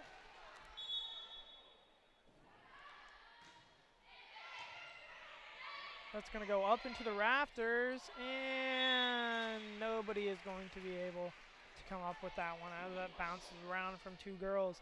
It's a little bit hard to play it off the rafters. We've noticed a lot of teams are struggling with that today as it bounces around up there for a little bit. You got to play it off the bounce. Not too many teams are really doing too well with that. And that is going to be point for the Longhorns, as that one was just almost hit into the crowd. Just the libero for the Mustangs was not able to come up with that and hit that over the net. She did get a hand on it, but nothing more than that. Brings up number 2, Gabrielle Thies for the Longhorns. And point Mustangs as that ball gets just kind of tipped back over onto the Longhorn side. It looked like it was going to be a free ball. Bounced from one girl to another, and then eventually made it point for the Mustangs as the libero, number 21, Kaylee Prebley, is serving. Free ball over the net for the Longhorns. And that is hit too far out as another point comes for the Mustangs, and we're going to see a timeout by the Lady Longhorns. We will not go to any commercials here, as we have actually gone through all of our commercials here for the day. Talk about a little bit what we're seeing here. 19-14 lead for the Mustangs. Pretty good game, similar to the first game, as it was 25-20. Meridian Mustangs took the first set win. A couple things that I've noticed here that could be a reason to why the Longhorns are staying in the game for the Mustangs is just some service errors, occasional just maybe some mental errors, not knowing who's going to pick up the ball, some communication issues. Those are some things that you definitely need to work on going forward from this game if they are to advance. As the libero, number 21 for the Mustangs, serves, and that ball is hit too far. And going to have some substitutions in as number 12, Amber Cotis, comes back in. And number 9, Addison Lear, as she will actually take the ball and serve.